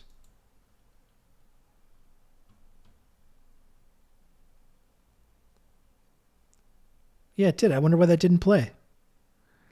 Maybe because it might have got... Because Dr. Maggot, remember when... I don't know if you were here at the time that someone came in here to use tips and then said a bunch of like racial slurs. So it could have been because there's some like swear words or something. It might have got caught in the filter. But thank you, Dr. Maggot. Tipped 420 2 minutes ago. You can count on me. You're going to have good old Rob to talk you through all and this. Says, I got to go venture out into the melting ice to go get food. Wish me luck. Love you, Rob. Love you, chat.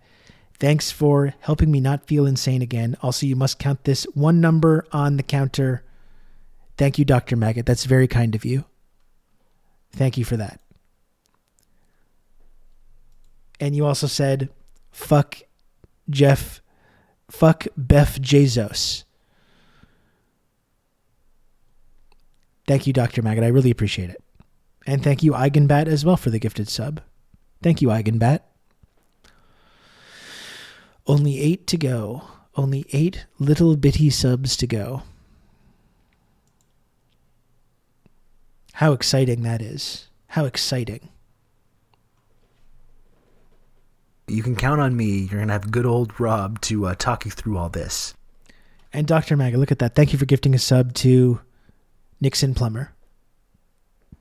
You can count on me. You're going to have good old Rob to talk you through all this. King of William, thanks for the gifted sub as well. Thank you, King of William. Very kind of you.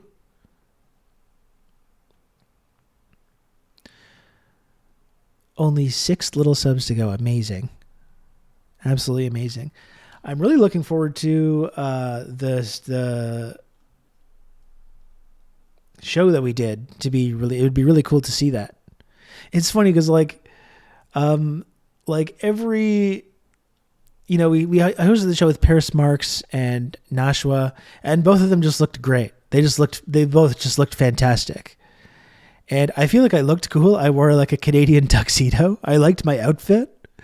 But every time, I don't know if I have like body dysmorphia or something, but like every time I see pictures from the event, it's like I see Nashua. Nashua just looks beautiful. Paris just looks beautiful.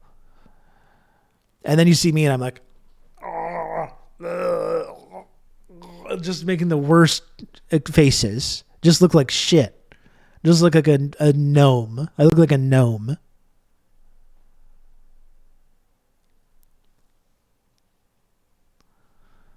Unbelievable. I really dragged down the whole standards of everything. Thank you, Cinema Challenge. Thank you.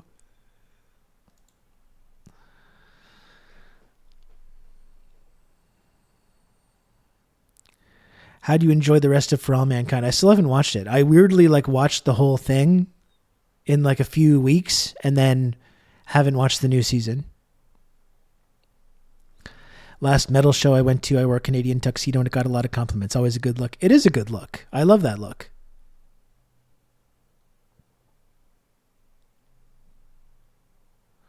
Have more confidence. I can't abide people with poor self-esteem. Sean, come on.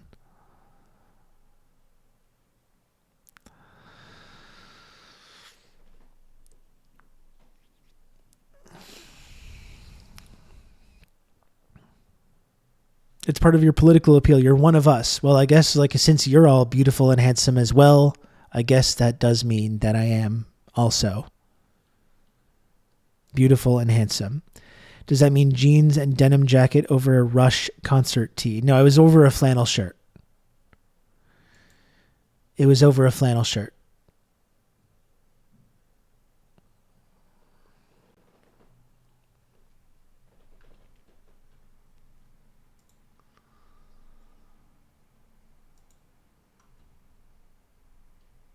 Look at this picture. What is this?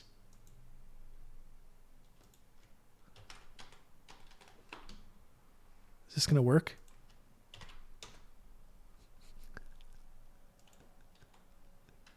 Like, what is this?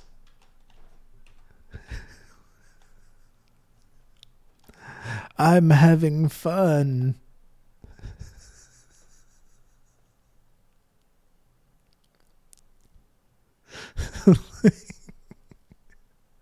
Man, you know,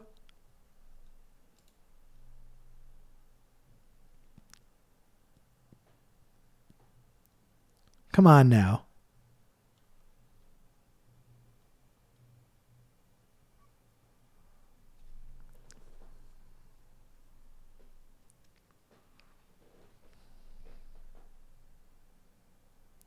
Looking good as hell. Thank you, Lioness. I don't know. Wear your glasses? I actually forgot them. I was going to wear them and I forgot them. Respectfully, you look cute. Thank you, Show Sheepy. Thank you. No, that's not the same shirt. This one is more like... This is like a cotton poly blend. That's more of an actual flannel, that one that I'm wearing there. Oh, thank you, Dr. Maggot. That's very kind of you. That's right, Nixon Plumber. Are you a Montreal person too? Well, if you are, you gotta come out to the next event that we're gonna do. We're planning on doing another event probably in March. No, but I've been. Oh, okay. My Canadian tuxedo includes a denim shirt and a denim baseball hat. I should get a denim shirt like this, like a denim button up. That would really elevate it.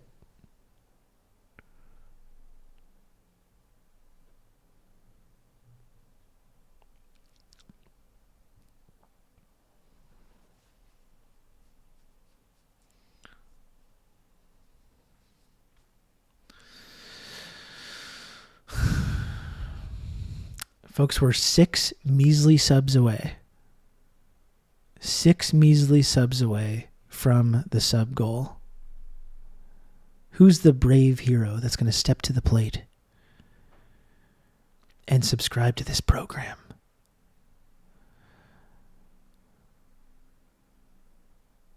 It's within grasp. It's within reach. And some denim boots. I don't even know what that would look like.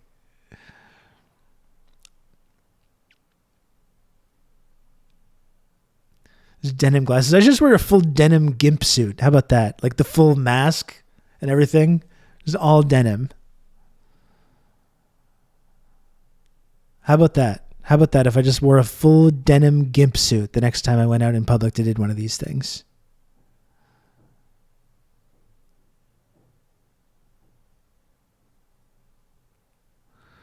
jorts for the summer. The thing is, I have jorts, lioness, but I need shorter ones. I need thigh length jorts. I think the ones I wear like above the knee, but I need to go further with that.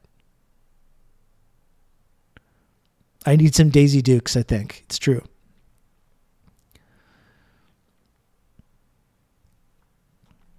Canadian tuxedos should low-key be the official NA uniform of communists. That's true. I think it would more be like a jumpsuit would be good, though.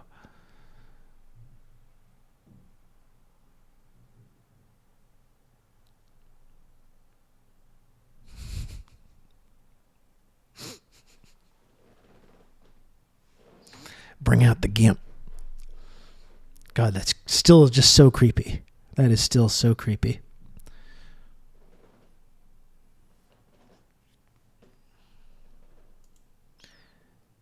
Temperatures to plummet. Oh, that's good.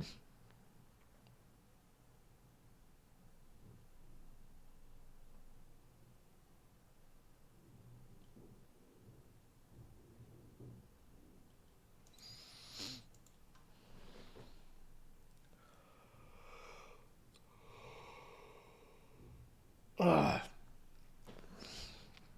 Oh boy. Okay, well, what else is next year? I don't know.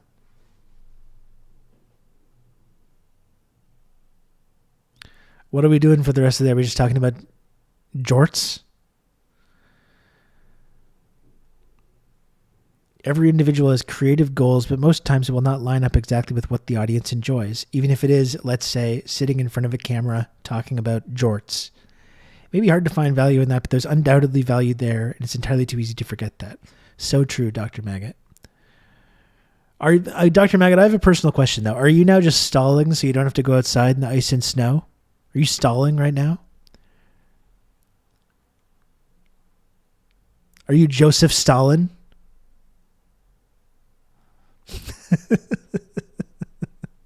I knew it. I knew it. I know the feeling. I get it. I get it. Our big, beautiful boy, he wears jean shorts. My Trump is still just so bad. God. Daisy Dukes. They're the best Daisy Dukes we've ever had. I still just can't do it. Fuck. Jorts. He does the gruff voice.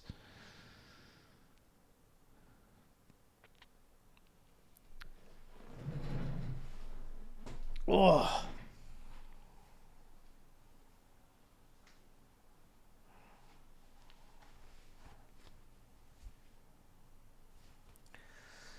Sorry, I've got a cushion here that I sit on now, which is like improving my tailbone health, but it's still just sitting here for 3-4 hours at a time is sometimes a little bit tricky.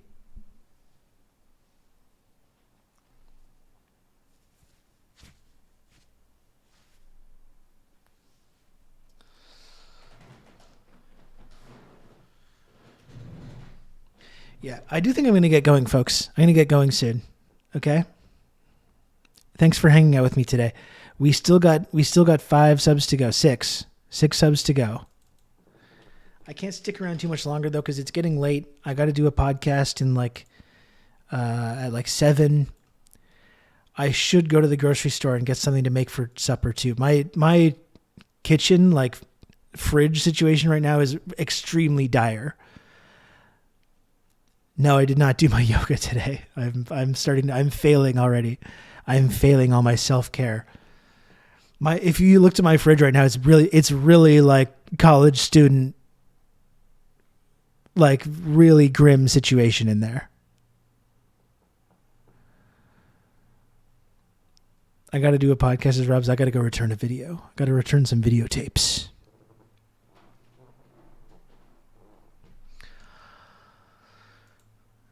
So there are still 6 little itty bitty subs to go, folks. 1 generous chatter could get almost to the way there.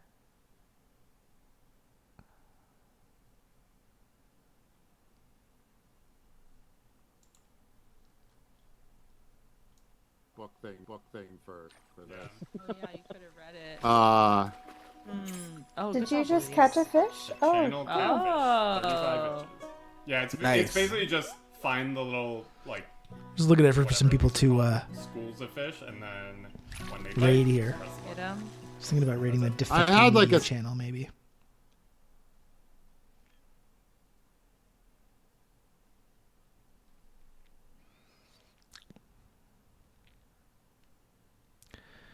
Same here. I'm down to some Korean ramen and hot pockets. I got a bunch of ramen still, but like not stuff to put it with. I made a really nice meal last night because I had gotten this whole thing of like chicken thighs that I just ate throughout the week. And last night after I got home from, well, the afternoon after I got home from seeing The Abyss, and I was still like hungover and I still hadn't eaten anything, and it was like 3:30, 4 in the afternoon, and I made such a good meal with some of the last stuff that I had left. My last remaining bok choy and some carrots and chicken thighs, and some mee goreng ramen. Fuck, it was good. It was really good. So that's the thing. I have noodles, but I don't have anything to put in it. I like putting stuff in it. I like making a little base.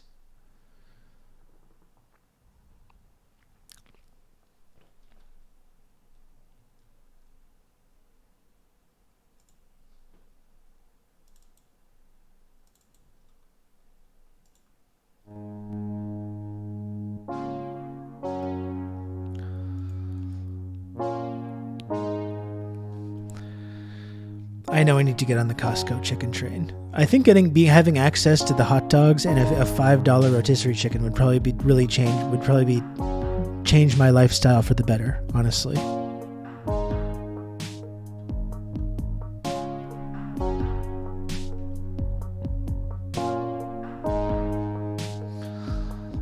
Okay, what are we doing here?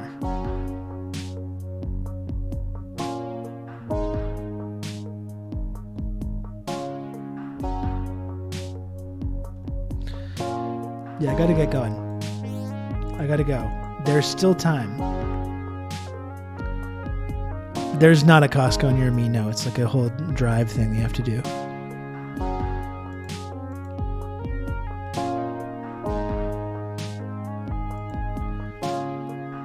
So there is still time, folks. There is still time. You have about another 90 seconds. If any brave and generous and heroic chatters want to help get me to the sub goal. There is still time to do that. Don't panic. I know you're panicking. Don't panic yet. Okay? There's no need to panic. There is still time to subscribe to this channel 6 times. Isn't that a relief? What a relief that is.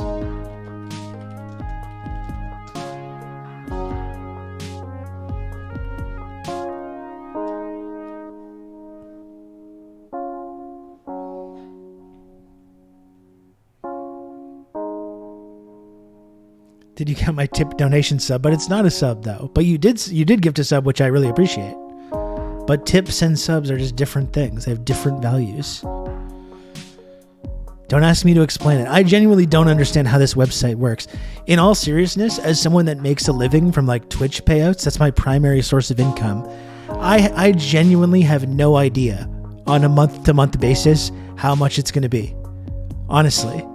Sometimes it seems to be like totally disconnected from the number of subscribers that I have. I swear, it was higher like 3 months ago. I've objectively done more subs in the last 3 months. And the payout that I got like 3 months ago was higher than the last 3 payouts that I've gotten. The last payout that I got a couple weeks ago was like $600 less than what I was expecting. And you know, if you're counting on that's your primary source of income, that's not a small amount of money. I genuinely just do not understand how this website works, how it calculates any of this shit. I think it's totally arbitrary. I think they just make shit up as they go along. Give my regards to Hildy, folks. I love you. I'll see you tomorrow. Goodbye.